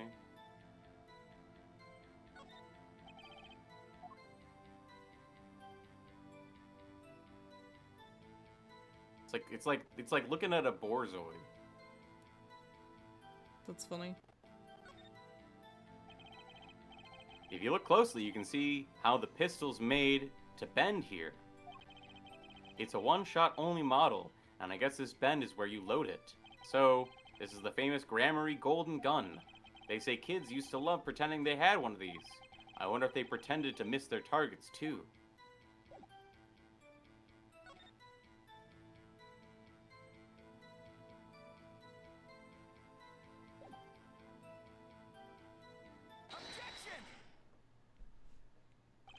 The trickiest cases often seem the simplest. Prosecutor Gavin, you missed the bullet hole in the clown's forehead. If you hadn't missed that, you might have come to a very different conclusion. Understand? Yeah, but like I just said, pal. After he shot the clown in the forehead, he went and... Did nothing of the sort to the victim. The pistol proves he could not. The murder weapon? Ow. It's quite simple, Your Honor. This pistol only holds one bullet at a time. Ah. If he had shot the clown in the forehead, he couldn't have shot the victim too. Arg. That's not a contradiction, not even close. All he had to do was reload the pistol after the first shot.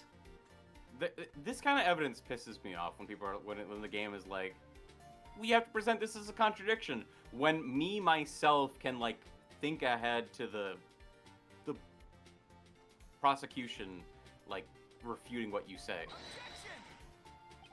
Oh, where did he get the extra bullet? They're not so easy to come by, you know. If you claim the defendant had one ready, then prove to us how he got it.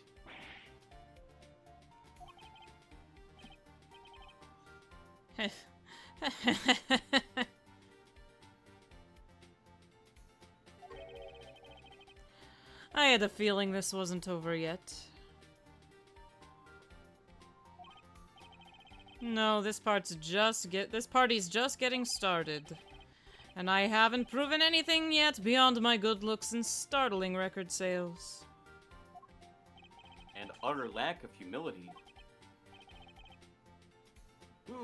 What's this? It seems that the prosecution has another witness prepared. Like I said, Herr Detective, was just the warm-up act. Ugh. Now that the audience has gotten a taste of what's to come, they're ready. Ready for what? For my decisive witness, of course. A witness who you will find can prove one thing for us. That it was Zach Gramarye who shot the victim in the forehead.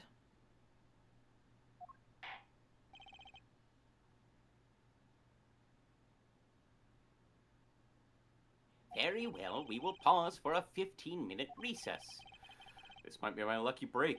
I'll need that 15 minutes to talk to my client, Zach. Court is adjourned. Prove? I'm a prosecutor. No one's ever asked me to prove anything before. Okay. So do you want to go ahead and pause there then? Let's call it there, yeah. Cool. All right. Because I have no idea how long the next section could possibly be. Whereas I was willing to commit to another hour, but not. It's gonna be more than 15 minutes. Ugh. Okay. Yeah. Great. Yippee! Where would you like to rate us out to? I can raid Rin and you can raid Mashi?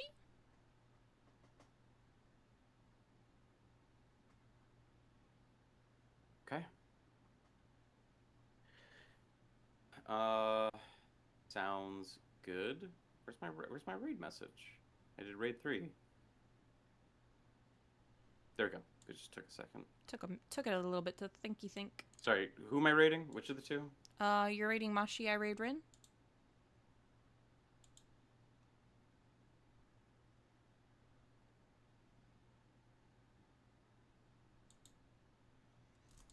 I wish I would just put all my favorites right at the top. On Wednesday, July 8th is my affiliate anniversary. I will be doing a creator badge drop. So if you would like to get a limited time badge to celebrate my affiliate anniversary, there will be one badge available if you subscribe or gift a subscription during the affiliate anniversary, and there will be one badge that if you watch for 1 hour, you'll get a watcher badge. Ooh. The subscriber badge is a golden ice cream cone that looks like a squid, and the watcher badge is a green ice cream cone that looks like a squid. They're very The cute. flavors are fourth flavor and matcha watcha. I have my affiliate anniversary coming up this week as well on Thursday. So I'm also going to be celebrating getting 200 followers. So we're going to play TCG Card Shop Simulator with crowd control on. So you all can participate.